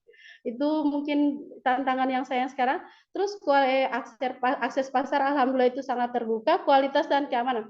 Kualitas dan keamanan kemarin saya memang karena saya masih minim dari ilmu untuk olahan, saya kemarin dari wakil Bank Indonesia untuk ikut kurasi industri kreatif syariah Indonesia di Labuan Bajo. Saya baru pulang, di situ saya dikurasi, saya dapat sedikit mungkin karena saya masih minim untuk olahan, higienitas olahan itu saya lebih dibilang bagaimana cara mencuci itu kan saya belum, karena saya hanya berdasarkan ibu rumah tangga yang suka mengolah, saya mungkin masih kurang minim untuk mengolah itu. Saya mungkin lagi lebih belajar lagi bagaimana olahan ikan ini, karena yang seperti kami tahu kan olahan ikan ini memang sangat sensitif. Kalau orang yang tidak tahu, saya banyak membuat ikan karena kualitas ikan yang saya produksi banyak rusak. Baru saya bilang expire 3 bulan sentuhan, ternyata salah sedikit cuma 3 hari expire. Itu. Next. Kiat sukses. Kiat sukses itu, kiat sukses memang produk ikan dari saya, kualitas produk. Kualitas produk kalau ikan itu kita harus bisa memastikan kualitas produk ini memang bagus, bisa bersaing. Inovasi produk juga setiap tahun saya berusaha bagaimana bisa mengembangkan disertifikasi ikan. Saya ada yang saya lagi urus, ada memang bikin produk baru karena ikan kita banyak, inovasi produk bisa bikin apa saja. Jaringan dan kolaborasi memang saya masuk binaan di mana-mana, terutama binaan Diskumperinac Perikanan Provinsi, ekonomi kreatif. Saya masuk binaan Bank Indonesia juga, alhamdulillah. Makanya karena kami UMKM, kalau masuk sendiri itu, ya pasar UMKM itu gimana? Kita tidak di backup dari BUMN. Pemasaran branding itu mempromosikan, saya ada di Instagram, saya juga alhamdulillah ada website, ada media online, pokoknya semua TikTok Shop termasuk. Sertifikasi keamanan sudah ada. Sekarang saya ada SKP GMP untuk keamanan pangan. Saya ada Balai POM juga. Terus pelatihan dan pengembangan, meningkatkan pengetahuan keterampilan saya, setiap hari menambah kualitas pengembangan diri saya untuk mengolah ikan. Karena olah kita tidak bisa berdiam diri cuma dapat, ternyata karena seperti kemarin saya dapat kritik besar di sana gimana mengolah ikan yang baik dari chef nasional. Next. Terus ini saya Bilal Mekar Snack, mengolah ikan itu dari 2013 sampai sekarang. Sudah 2008 yang memang berdiri belum fokus ke ikan. Dari 2013 saya ada GMP, ada Haki, ada halal gitu. Ini produk-produk perikanan yang saya dari rumah produksi BMS, ada panada tore, ada sambal cakala, sambal tuna dan aneka varian abon. Ini perizinan saya. Perizinan saya ada MD, ada Haki, ada halal GMP, dan ada UMK. Pemasaran saya ada di Indomaret, ada 71 toko Indomaret, ada alhamdulillah saya di toko oleh-oleh yang ada di Gorontalo, ada Biasa Ronde, Omar, Maharani. Kami juga ada eksis di online itu Bukalapak, Tokopedia, Shopee. Mungkin ini testimoni yang terakhir. Ini testimoni kegiatan-kegiatan yang saya ikuti yang disupport pemerintah, baik kegiatan di daerah maupun di luar daerah. Dan prestasi-prestasi yang pernah saya dapat selama jadi UMKM perikanan. Terima kasih, mungkin itu dari saya, berkembang nanti di sesi tanya jawab. Assalamualaikum warahmatullahi wabarakatuh. Waalaikumsalam warahmatullahi wabarakatuh. Terima kasih Bu Krisna Tamrin, bersemangat sekali dalam memaparkan materinya, sharing pengalaman yang mula-mula dari bingung untuk usaha apa, kemudian akhirnya sampai dengan detik ini sudah bisa melakukan ekspor ke Belgia. Tadi saya dengar ke Belgia terkait dengan produk-produk olahan perikanan, begitu. Baik Bapak Ibu, para peserta yang saya hormati, kita ke sesi berikutnya, yaitu sesi diskusi atau tanya jawab. Silakan kepada Bapak Ibu yang ingin bertanya untuk raise hand di Zoom ini, atau mengirimkan pertanyaan melalui kolom komentar. Silakan Bapak Ibu apabila ada yang ingin bertanya. Baik, ini sudah masuk pertanyaan di kolom komentar dari Ibu Susanto Malik. Mohon maaf, ini Ibu Susanto Malik. Pertanyaannya ditujukan ke siapa? Baik, saya bacakan pertanyaan terlebih dahulu. Apakah ada program konservasi ikan di Gorontalo khususnya atau di Indonesia pada umumnya, seperti membatasi ukuran ikan yang boleh ditangkap, tidak semua ukuran ditangkap, seperti baby cakalang misalnya, sehingga ikan kita di laut akan tetap banyak, sehingga nelayan tidak perlu jauh ke tengah laut untuk menangkap ikan. Pada akhirnya ikan sebagai bahan utama kami tetap terjaga dan lestari. Kita harus mengingat sumber daya laut kita bukan hanya untuk kita saat ini, tetapi untuk generasi kita nanti, sehingga tidak ada lagi kasus ikan bahan utama kita tidak ada di TPI. Terima kasih. Mungkin ini pertanyaannya lebih cocok ke Bapak Fahrul, ditujukan ke Bapak Fahrul. Silakan. Oke, baik, terima kasih moderator. Ya, tadi sudah ditanyakan oleh Ibu Ira. Jadi intinya adalah apakah ada upaya-upaya untuk kita menjaga kelestarian sumber daya ikan yang saya tangkap seperti itu.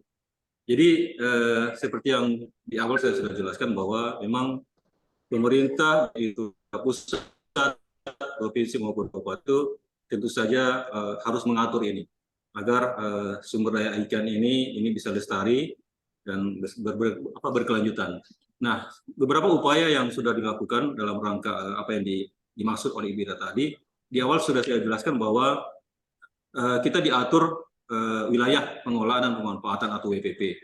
Tadi sudah dijelaskan, mungkin saya singgung sedikit terkait dengan WPP 715, 716. Intinya adalah bahwa nelayan-nelayan di Gorontalo, baik yang di Teluk Tomini maupun di Laut Sulawesi, hanya bisa melakukan penangkapan ikan di perairan tersebut. Dari nelayan-nelayan dari wilayah lain, dari Kalimantan, dari Papua itu tidak bisa. Demikian juga sebaliknya. Nelayan-nelayan yang dari Gorontalo itu tidak bisa menangkap sampai ke perairan Kalimantan. Nah, ini tujuannya untuk itu, diatur sehingga agar sumber daya ikan ini tetap lestari. Kemudian juga di samping itu ada juga diatur berdasarkan Permen KP nomor 18 tahun 2001 tentang penempatan alat penangkap ikan dan alat bantu. Ini yang diatur adalah ukuran mata jaring. Sehingga kalau misalnya ini tidak diatur, kemudian nelayan menggunakan mata jaring yang kecil, ya tentu saja ini bisa potensi ini khususnya ikan-ikan kecil yang harusnya masih bisa hidup lagi, ini sudah tertangkap dengan alat-alat tangkap yang menggunakan mata jaring ini, sehingga diatur ini. Kemudian juga pembatasan tentang pengaturan zonasi penangkapan. Jadi diatur, jadi kapal-kapal yang di atas 30 GT itu hanya bisa melakukan penangkapan di atas 12 mil. Nah, sementara yang 0 sampai 12 mil itu untuk yang di bawah 30 GT. Kalau misalnya ini tidak diatur, tentu saja kapal-kapal besar yang dengan teknologi, dengan alat tangkap yang besar ini, kalau dia masuk sampai ke perairan yang ini, tentu saja ini akan merugikan, sehingga sumber daya yang di situ kemungkinan saja akan cepat habis. Sehingga inilah upaya-upaya pemerintah dalam rangka agar sumber daya ikan ini bisa terus lestari dan tidak hanya dinikmati oleh kita sekarang, tetapi juga oleh anak cucu kita ke depan. Mungkin itu Pak Moderator yang bisa kami jawab terkait dengan pertanyaan Ibu Ira. Terima kasih. Assalamualaikum warahmatullahi wabarakatuh. Waalaikumsalam warahmatullahi wabarakatuh. Waalaikumsalam warahmatullahi wabarakatuh. Terima kasih Pak Kabid. Jadi terkait dengan pertanyaan Ibu Ira tadi, Pak Faru sudah menjelaskan bahwa semuanya diatur mulai dari zona, kemudian jaring penangkap ikan, kapal penangkap ikan itu sudah diatur. Jadi zona-zona penangkapannya terbatas begitu, Ibu Ira ya. Baik, Bapak Ibu yang hadir di Zoom, saya persilakan untuk memberikan pertanyaan. Ya. Sebelum nanti saya bacakan pertanyaan yang sudah masuk di kolom komentar. Ya, silakan Bapak Dr. Freddy. Ya, terima kasih. Saya mau bertanya kepada Bu Risna. Mohon Ibu sampaikan trik-trik Ibu untuk menghadapi tantangan dalam bidang perikanan, tantangan dalam pengembangan UMKM produk perikanan. Yang katakanlah Ibu sampaikan trik-trik yang bisa Ibu capai sehingga bisa Ibu berhasil dalam dunia UMKM. Terima kasih Ibu. Siap. Terima kasih Pak Dokter. Alhamdulillah kiat-kiat saya mengolah ikan itu saya memang fokus. Saya memang fokus olah ikan, bahkan saya sangat menunda kesenangan. Karena saya UMKM yang meneliti sendiri. Saya tidak kerjasama dengan kampus waktu itu, jadi saya meneliti itu bagaimana expire, masa simpan ikan. Sementara kan tahu ikan ini protein tinggi kan Pak.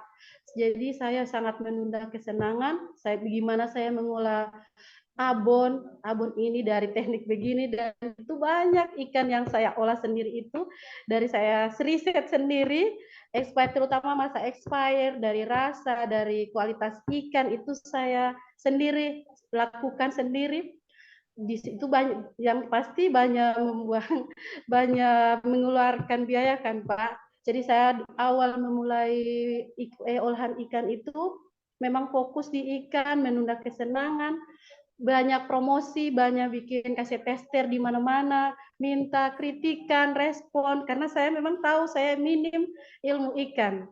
Saya itu tantangannya saya itu waktu awal itu saya riset sendiri. Seperti produk Pandaratore itu saya riset sendiri dari 1 tahun.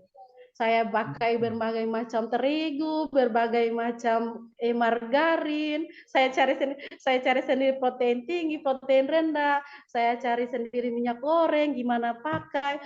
Produk awal saya memang Pandaratore, produk cemilan khas Gorontalo.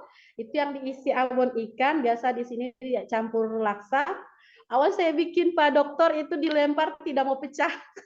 Sementara kan Pandaratore itu kan orang Gorontalo bilang renyah. Saya lempar awal itu tidak pecah. Bahkan suami saya bilang, bukan Pandaratore tapi Panada beton. Itu saya cari sendiri Pak. Satu tambahan lagi, boleh Pak Moderator? Ya. Baik. Satu lagi. Mungkin saya minta masukan dari Ibu, apakah ada keterlibatan Balai POM daerah begitu? Ya, ya. Ada keterlibatan Terkait Balai dengan POM daerah? keterlibatan dari Balai Iya, POM daerah. sekarang alhamdulillah saya sudah ada izin MD dari Balai POM. Tahun kemarin saya sudah dapat MD dari Balai POM. Gitu. Karena saya sangat sinergi dengan pemerintah kan, baik pemerintah provinsi, pemerintah kota, untuk promosi saya sosialisasi produk ikan ini.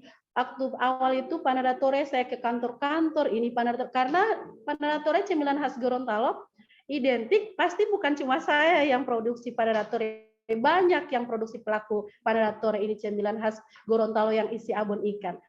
Saya ke kantor-kantor, saya suka masuk binaan di mana-mana, suka dikritik, sampai saya alhamdulillah sudah dapat MD dan GMP. Gitu Pak Dokter. Terima kasih Bu. Ya. Baik, mohon maaf, mungkin jaringannya. Iya, jaringannya jaga. Bapak Ibu masih bisa mendengar suara kami? Masih Pak. Oh ya. Baik, terima kasih Ibu Risna atas jawabannya. Bagaimana Pak Dr. Freddy dengan jawaban Ibu Risna bahwa Pak Fernandi sudah puas ya. Ya. Fokus. Terima kasih. Ya, baik Pak, terima kasih. Bapak Ibu peserta yang hadir, silakan apabila ada pertanyaan lagi. Untuk sesi ini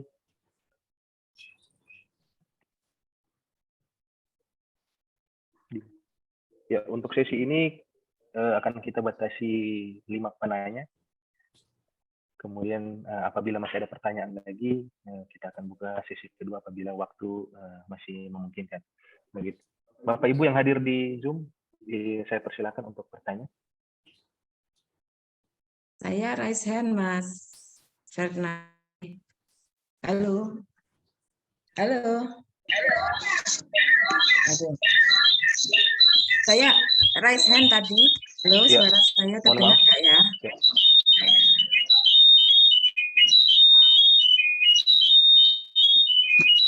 Mas Fernandi.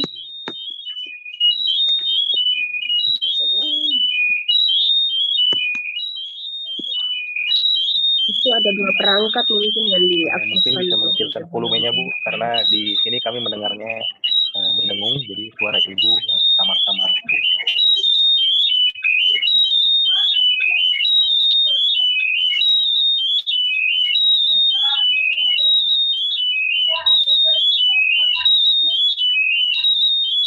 Bastorin. Halo. Halo, Mas Fernandi. Saya. Ya, mohon maaf. Yang bertanya Ibu Andi? Saya nggak kedengaran ya suaranya. Saya Winarni dari Undip. Oh. Halo, nggak dengar ya? Kedengaran, Bu. Oh, kedengar. Oke. Ini Mas Fernandinya mana nih? Aduh, moderatornya mana? Saya mohon izin bertanya. Ini menarik sekali soalnya tadi yang disampaikan oleh Prof. Reni juga dan juga Bu Risna. Pertanyaan untuk Prof. Reni, ingin ini aja sih, minta mungkin beberapa sedikit penjelasan tambahan berkaitan dengan apa yang sudah dikerjakan oleh teman-teman di Universitas Negeri Gorontalo. Prof. Reni barangkali bisa menyampaikan kira-kira apa yang sudah dikerjakan oleh fakultas begitu ya, dalam hal ini EPIK yang berkaitan dengan pengembangan IT dalam sistem pemasaran dari produk-produk olahan. Karena memang sekarang kita harus sudah melek ya. Kalau kita bicara masalah pelaku usahanya, mungkin ibu-ibu para pelaku usaha itu memang sudah ini, tapi mereka biasanya seringkali melibatkan generasi muda begitu ya, entah anaknya, entah siapa, entah yang itu barangkali mungkin ada kontribusi dari Fakultas Perikanan dan Ilmu Kelautan di Universitas Negeri Gorontalo berkaitan dengan pengembangan IT, bagaimana untuk memasarkan lebih lebih masif begitu ya. Itu tadi kan termasuk salah satu kendala yang perlu kita hadapi bersama. Itu pertama kepada Prof. Reni. Ingin tahu kontribusi dari UNG itu sejauh mana begitu. Atau barangkali punya fasilitas yang berkaitan dengan hal ini. Kemudian yang kedua, Bu Risna, sekali lagi saya ucapkan selamat ya Bu Risna, luar biasa. Motivasinya dari nol sampai sekarang berhasil menggait bahkan pemasaran ke luar negeri ya. Saya sangat salut atas segala upayanya bertahun-tahun begitu ya, dengan keterlibatan beberapa CSR mungkin ikut pameran dan seterusnya, yang itu akhirnya membawa suatu titik yang itu dianggap sebagai kesuksesan ya dari pemasaran produk-produknya yang banyak sekali tadi sudah ditampilkan. Nah, dari sekian banyak produk, mungkin sudah ada yang MD, kemudian sudah berhasil kirim ke Belgia, kalau nggak salah tadi ya, dari paparannya, masuk sambal sagela atau sambal sage, saya kurang dengar, tapi saya browsing, oh sambal sagela ini dari Gorontalo, ada ikan sagela, begitu ya, tapi apa itu, apa bukan, saya kurang ini. Nah, dari sekian banyak produk yang sudah berhasil dipasarkan, baik ke via online atau mungkin dititipkan di beberapa market begitu ya, ini kan luar biasa. Itu kira-kira sudah ada yang ber-SNI selama ini, hanya itu ya yang mungkin saya ingin tanyakan karena luar biasa, sudah pemasarannya masif begitu ya sampai ini. Tapi ada kira-kira berapa produk yang sudah ber-SNI? Mungkin itu saja, dan saya akan berharap begitu ya, nanti pengembangan ke depan juga bisa meminta atau bersinergi dengan university yang ada atau yang berkaitan. Dalam hal ini adalah Universitas Negeri Gorontalo ya, untuk misalnya belum ada SNI misalnya, atau ingin nambah lagi begitu ya, sehingga itu akan bisa dilakukan pendampingan atau apapun ya yang itu bisa kita kerjakan bersama. Mungkin itu yang bisa saya sampaikan, dan mohon respon dari dua ya, Bu Prof. Reni sama Bu Risna. Terima kasih Pak Moderator, Mas Moderator. Terima kasih Prof. Winnie atas pertanyaannya. Ada dua pertanyaan yang dilayangkan. Yang pertama untuk Profesor Winnie terkait bagaimana kontribusi dari FPIK UNG ini terhadap peningkatan produk-produk UMKM dari segi pengembangan pengembangan IT untuk memasarkan itu loh tadi ya, barangkali ada yang pengembangan terkait dengan pengembangan IT, Bu Prof. Sudah bisa dijawab, Bu Prof? Dipersilakan. Terima kasih, Bu Prof. Jadi UNG ini banyak memiliki program-program studi yang ada kaitannya dengan usaha UMKM ya. Jadi misalnya perusahaan kami itu ada namanya pengolahan hasil perikanan, itu berjenjang S1. Kemudian kami juga baru membuka program studi agribisnis ya, agribisnis perikanan, itu berjenjang pendidikannya adalah Diploma 4. Dan kemudian kami juga punya program studi S2 Kelautan dan Perikanan. Nah, semuanya sudah dua di antaranya yaitu program studi S1 Pengolahan Perikanan sudah terakreditasi unggul, dan S2 kami telah terakreditasi sangat baik. Nah, kiat-kiat kami untuk memberikan pelatihan kepada UMKM, terutama untuk IT, ya memang kami punya kelompok-kelompok dosen yang mumpuni untuk hal yang tersebut. Sehingga beberapa kali kami juga telah melakukan pelatihan-pelatihan kepada UMKM melalui program pengabdian pada masyarakat, dan itu mereka sangat antusias untuk selalu berlatih untuk mengembangkan usahanya. Nah, ke depan kami juga akan membuat program-program pengabdian masyarakat untuk membuat pelatihan-pelatihan yang telah saya sebutkan tadi, untuk supaya UMKM ini adalah etis. Ya. Sampai saat ini jumlah lulusan kami yang memiliki usaha memang masih sangat sedikit ya. Nah, itu hal tersebut disebabkan oleh mungkin karena modalnya, kemudian akses aset yang lain.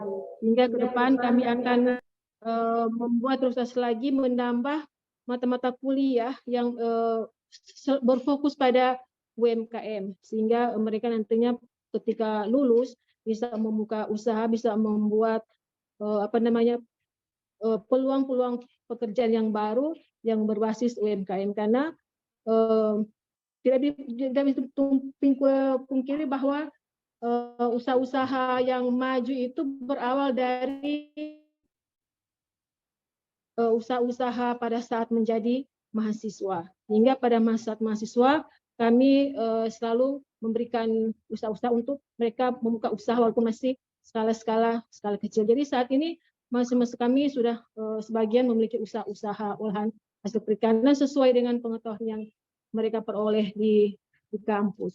Demikian informasi dari saya buat Prof. Terima kasih. Assalamualaikum warahmatullahi wabarakatuh. Waalaikumsalam warahmatullahi wabarakatuh. Terima kasih Prof. Rini atas jawabannya. Bagaimana Ibu Prof? Ya, terima Apakah ada kasih. tanggapan Ini terkait ya, terima kasih. Kami sebenarnya ingin akhirnya mendapatkan gambaran yang real ya. Artinya melalui penelitian atau melalui tadi misalnya pelatihan, oke, sudah dilakukan. Kemudian itu benar-benar mereka sampai endingnya enggak ya, sampai kemudian berhasil. Tadi ternyata di chat saya membaca Pemda KKP Gorontalo juga sudah memberikan bantuan ya untuk pemasaran online. Itu juga suatu upaya yang luar biasa untuk membumikan beberapa produk olahan dari Gorontalo untuk bisa menasar mungkin ke internasional. Ini suatu upaya yang luar biasa dari terima skillnya dari university itu seperti misalnya punya inkubator bisnis apa gitu ya. Tadi yang beberapa yang belum tanya itu adakah fasilitas misalnya pengembangan kewirausahaan university atau bahkan mungkin fakultas. Terima kasih untuk jawabannya. Kemudian kami dari Bu Risna ya. Terima kasih. Betul. Siap. Terima kasih Ibu Prof. Pertanyaan selanjutnya tetap dari Ibu Prof untuk Ibu Risna terkait dengan produk-produk mana saja yang sudah mempunyai SNI-nya. Dari seluruh produk yang Ibu punya, kira-kira ada yang sudah didaftarkan SNI-nya atau belum? Silakan Ibu Risna. Ya. Makasih Bu Prof. Alhamdulillah kalau produk kami yang SNI itu belum ada, kami masih proses untuk menuju SNI. Jadi insya Allah masih banyak pembenahan. Kalau untuk Panadatori sudah dapat MD. Kalau untuk GMP, produk Panadatori, sambal sagela, sama abon, alhamdulillah kami sudah GMP. Untuk SNI kami lagi proses untuk menuju produk BERSNI. Mungkin itu dari saya, Bu Prof. Prof, ada tanggapan karena produk dari Ibu Risna ini tadi yang dikatakan masih dalam tahapan pengurusan SNI begitu. Iya. Terima kasih. Ini suatu upaya ya. Terima kasih Mas Fernandi. Ini upaya yang luar biasa ya, bagus sekali ya.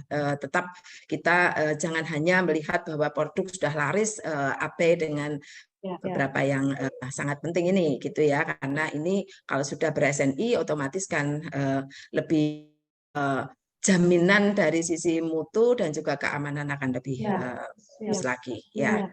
Ya, tetap semangat Bu Risna, kami sangat mendukung dan mudah-mudahan bisa bersinergi dengan Fakultas Perikanan Ilmu Kelautan di Universitas Negeri Gorontalo. Selamat ya, matur nuwun, terima kasih. Baik, terima kasih Bu Prof. Mohon maaf panitia, kita masih di jadwal saya disampaikan bahwa sampai jam 11 kira-kira masih bisa dibuka untuk pertanyaan komentar, saya lihat banyak sekali pertanyaan.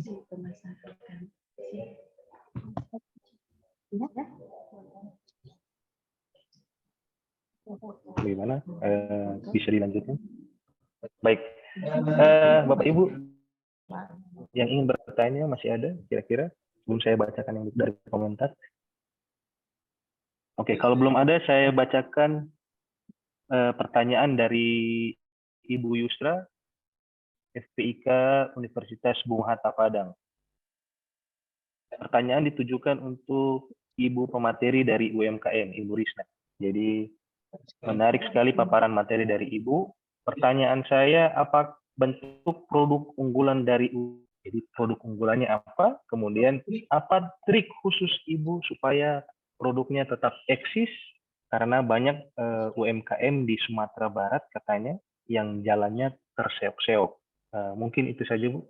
Bisa langsung dijawab Bu Risna. Ya. Mungkin tips dari saya belajar, harus banyak belajar, banyak membaca, terus banyak sinergi.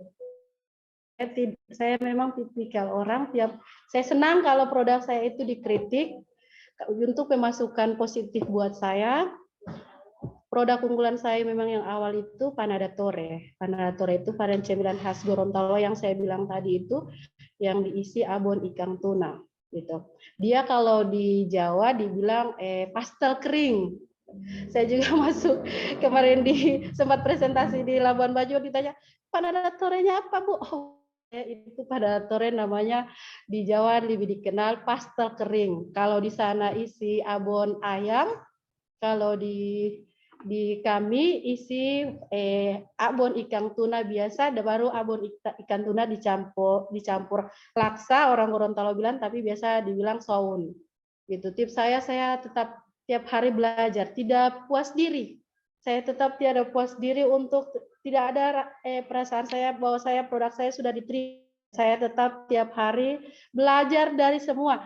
Entah itu dari digital, teknik produksi, itu yang mungkin saya sampai tetap eksis sampai sekarang. Terima kasih. Baik, terima kasih Bu Risna atas jawabannya. Jadi produk unggulannya adalah Panadatore. Kalau di daerah lain mungkin pastel, tapi ini ukurannya lebih kecil. Di dalamnya diisi ikan suwir. Ya, jadi kemudian tadi bagaimana tetap eksis, karena Ibu Risna ini yang dibilang tadi terus belajar. Ibu Risna juga fokus dan selalu membuka diri. Bapak Ibu peserta yang ingin bertanya, saya persilahkan yang hadir di Zoom ini.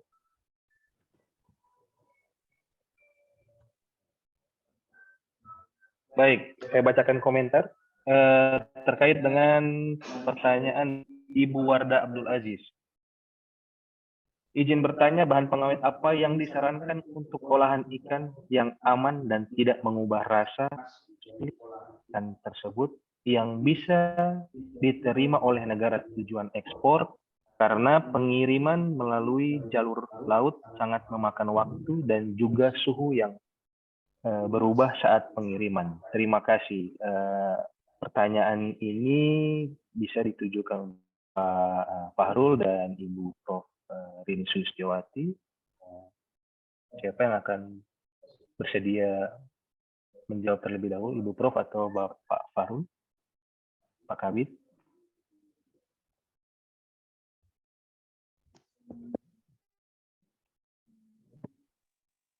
Ya, silakan Ibu Prof. Terima kasih atas pertanyaannya. Ini memang untuk produk-produk yang jangka panjang ya, yang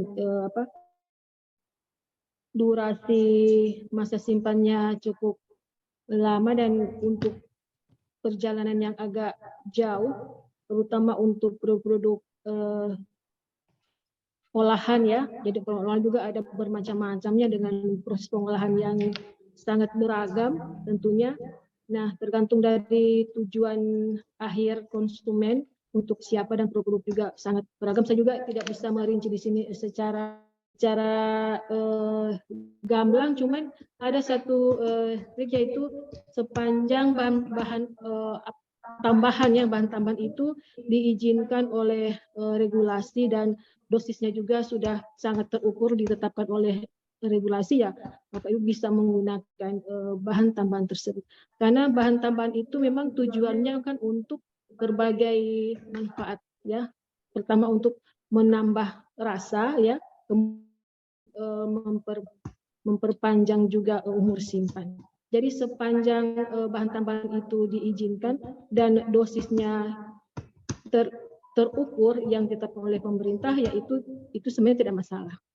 Ya, yang masalah itu nanti kalau temuan bahan pengawet itu tidak diizinkan, kemudian dosisnya juga berlebihan, itu akan sangat-sangat membahayakan produk kita dan pasti akan ditolak. Demikian penyampaian saya, terima kasih. Baik, terima kasih Ibu Prof. Mungkin ada tambahan dari Pak Kabid, Pak Farul, terkait dengan bahan tambahan pangan yang diperbolehkan.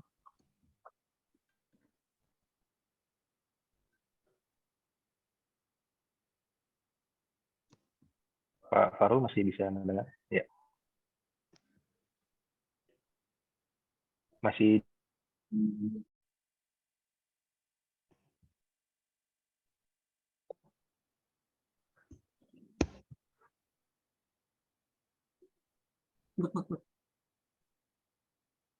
Ya, sudah bisa didengar Pak, silakan Pak.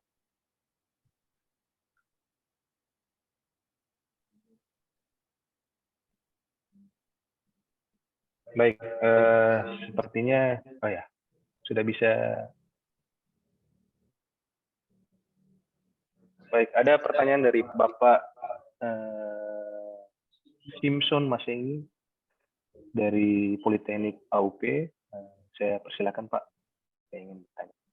Ya, terima kasih moderator. Ini saya cuma mau menginformasikan aja dari data yang terkini bahwa jumlah KM produk perikanan itu di Indonesia seluruhnya 62.000 sekian, tetapi setelah dibedah per provinsi, itu provinsi yang paling sedikit Provinsi Gorontalo ini, hanya 221 unit. Jadi ini tantangan dari universitas juga, termasuk juga profesor ini ya, untuk bagaimana mengembangkan UKM yang ada di Provinsi Gorontalo. Ini datanya cuma 221 nih, Pak Moderator. Kalau yang lain tuh provinsi paling sedikit aja 400 sekian. Apakah karena provinsinya baru atau apa saya. Tetapi ini buat tantangan bagi Provinsi Gorontalo ataupun dinas. Terima kasih.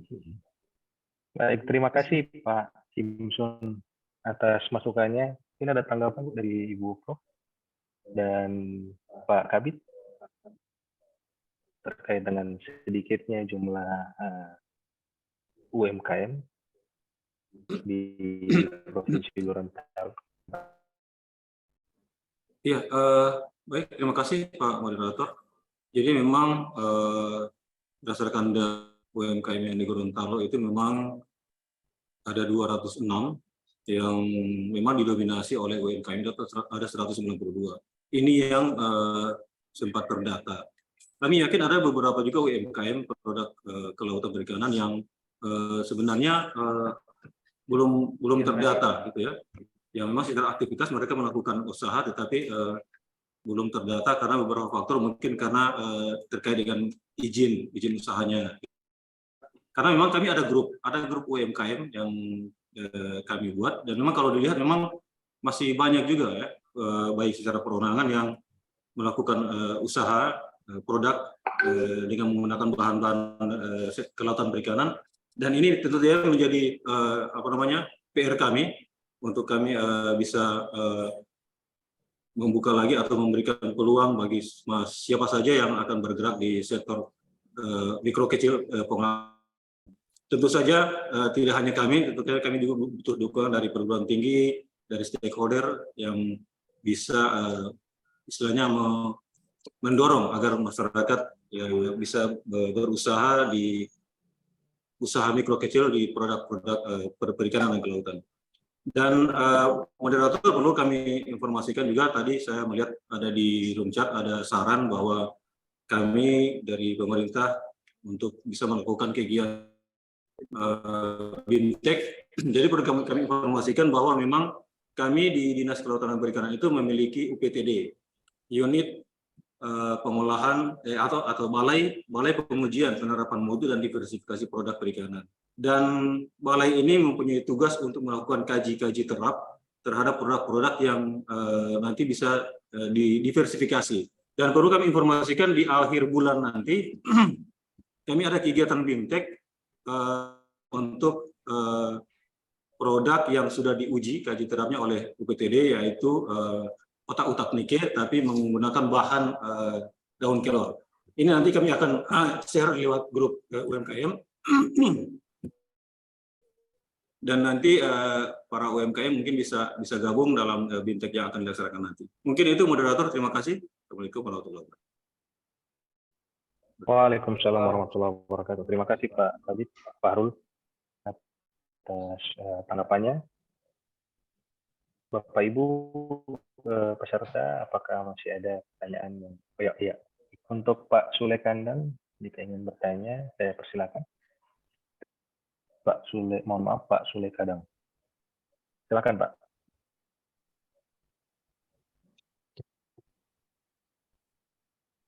Selamat siang Pak, saya bukan Bapak ya. Mohon maaf Bu. Ya. Terima kasih.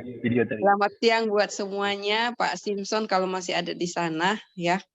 Saya kebetulan juga dulu sering ke Gorontalo tapi lebih 10 tahun yang lalu ya.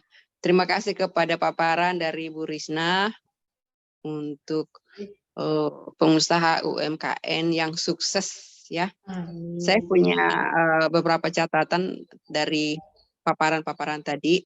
Nah, secara khusus untuk Bu Risna, bangga bahwa di antara pengusaha UMKM di Gorontalo salah satunya yang sukses khususnya di dalam mengolah dan memasarkan hasil perikanan adalah Bu Risna.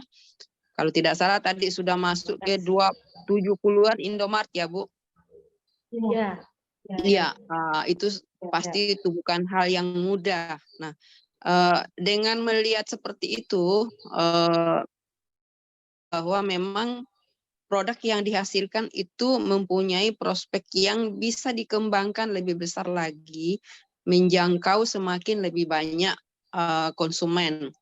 Saya ingin memberikan satu contoh, mungkin juga sudah ada di Gorontalo lah, cuma karena sudah 10 tahun lebih saya nggak ke Gorontalo, mungkin sekarang sudah ada. Mungkin juga Ibu Bapak, para pemirsa di sini yang sering ke Lampung, tahu ya kalau dari Lampung itu pasti pulang membawa oleh-oleh namanya merek Yen Yen. Ya, jadi kalau setiap orang pulang dari Lampung bawa oleh-oleh, apakah itu kopi, abon, semua merek Yen Yen. Nah, saya ingin menyampaikan bahwa apakah atau mungkin atau sebaiknya di Gorontalo bahkan juga dari daerah ya, lain mempunyai suatu branding ya terhadap produk-produk lokal yang sedang kalau berkunjung ke suatu tempat, katakanlah ke Gorontalo, selalu ingin ada dalam pikirannya, oh saya ingin membeli oleh-oleh dari Gorontalo, yang kalau Gorontalo kebetulan menghasilkan produk perikanan yang tentu sangat digemari oleh masyarakat, maka mungkin tadi seperti abon ikan dan lain-lain itu bahkan bisa dibuat banyak lagi variasi produk-produk Gorontalo, bisa dipasarkan secara lebih luas bahkan untuk ekspor. Nah, apa hal yang perlu diperhatikan? Saya kira semua paham, cuma bagaimana melaksanakan dan meyakinkan bahwa sudah melaksanakan sesuai dengan kriteria-kriteria yang dituntut oleh pasar. Tentu yang nomor satu adalah keamanan dan mutu. Ya, di sana ada Pak Simpson, ya mungkin ada ya rekan-rekan profesor dari perguruan tinggi, dari tadi ada Bu Pratiwi juga ya dari Undip dan mungkin dari Gorontalo sendiri. Selain mutu dan keamanan, dituntut oleh pasar adalah daya tarik ya, branding, kemasan ya, dan tentu kemudahan-kemudahan untuk memperoleh produk tersebut. Nah, karena itu saya tidak tahu apakah bandara itu sudah ada stand yang secara khusus ya menyediakan produk-produk termasuk di dalamnya hasil olahan UKM yang bisa dibawa atau dengan mudah bisa dilihat dan bisa dibeli oleh setiap orang yang berkunjung ke Gorontalo misalnya ya. Kalau untuk ekspor ya saya kira itu memang bukan hal yang terlalu sulit, tetapi memang kalau sudah sempat kirim ke Belgia atau salah satu negara Uni Eropa pasti sudah hafal, sudah tahu persyaratan apa saja yang harus dipenuhi untuk bisa kirim ke sana. Karena dikirim ke sana itu setiap kali suatu produk dikirim mau diikuti dengan produk yang lainnya tentu harus ada uji kelayakan atau verifikasi terhadap produk apakah sesuai dengan kriteria yang diminta oleh pasar Eropa. Ya, kita mau banyak belajar tentu yang paling sukses ya di dalam hal seperti itu adalah Jepang sendiri ya. Jepang adalah penghasil, pengolah dan pemasar produk perikanan yang tentu tidak ada yang bisa menyangkal dari segi tampilannya, dari segi mutunya dan cara-cara pemasarannya. Demikian juga Korea Selatan ya. Kalau Cina mungkin ya kita nggak terlalu, tapi banyak juga ya kalau produk-produk olahan Cina ya termasuk produk-produk perikanan. Nah, mungkin itu bisa dilihat ke sana, Bu.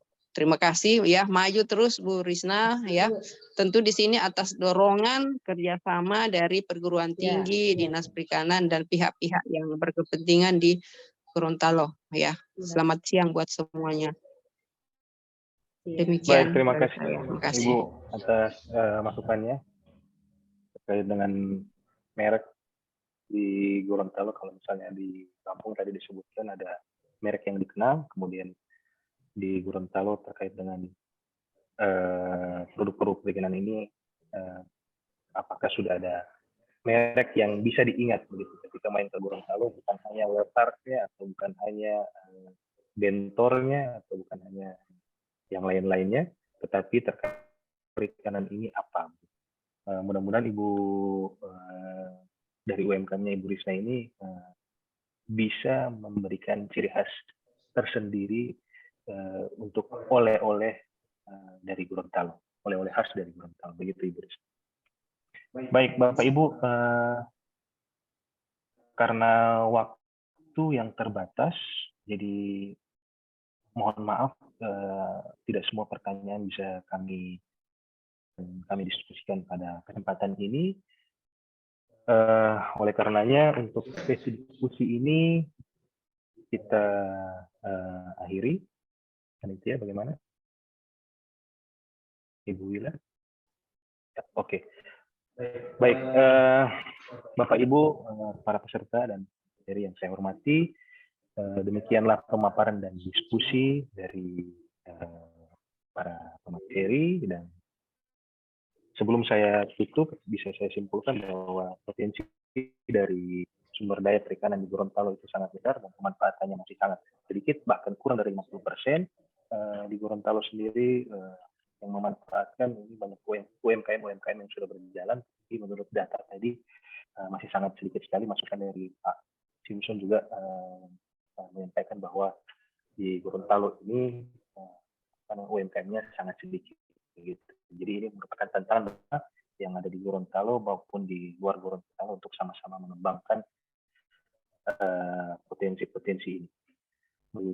Jadi saya ucapkan terima kasih Bapak Ibu, para narasumber dan para hadirin yang sudah hadir pada kesempatan ini. Sebelum saya mengakhiri, izinkanlah saya untuk mengabadikan momen kita pada kali ini. Bapak Ibu dimohon untuk menyalakan semua kamera, masing-masing kameranya, untuk kita abadikan momen kali ini. Baik, silakan panitia. Oke, baik Bapak Ibu, saya hitung mundur, nanti akan dijepret. 3, 2, 1.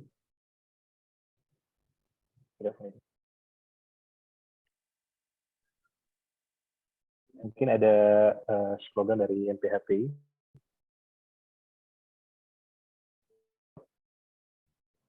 Ada? Oke, baik. Terima kasih atas partisipasi Bapak Ibu semuanya. Selanjutnya saya undur diri. Terima kasih. Wabillahi taufiq wal hidayah. Assalamualaikum warahmatullahi wabarakatuh dan selamat siang. Saya kembalikan ke Ibu Dr. Asli Silvana Naik. Terima kasih. Assalamualaikum warahmatullahi wabarakatuh. Waalaikumsalam. Waalaikumsalam warahmatullahi wabarakatuh. Demikianlah Bapak Ibu, tadi telah kita dengarkan sama-sama materi-materi yang sangat, insya Allah sangat bermanfaat buat kita semua. Semoga apa yang telah kita diskusikan tadi dapat memberikan manfaat bagi kita semua, para pelaku usaha dan peserta yang hadir baik lewat daring maupun luring. Semoga kita dapat berjumpa lagi dalam acara Ngobrol Bareng MPHPI dengan tema-tema yang menarik lainnya dan yang lain. Akhir kata kami ucapkan terima kasih atas partisipasi Bapak Ibu. Wabillahi taufiq wal hidayah. Wassalamualaikum warahmatullahi wabarakatuh. Waalaikumsalam. Warahmatullahi wabarakatuh. Ini Mbak. Makasih Bu Risna. Sehat selalu, Pak Sinta. Terima kasih para pemateri. Salam buat Ibu Insinyur Haja Nursila Bututihe. Luhkan dari Bolmut. Iya, Pak.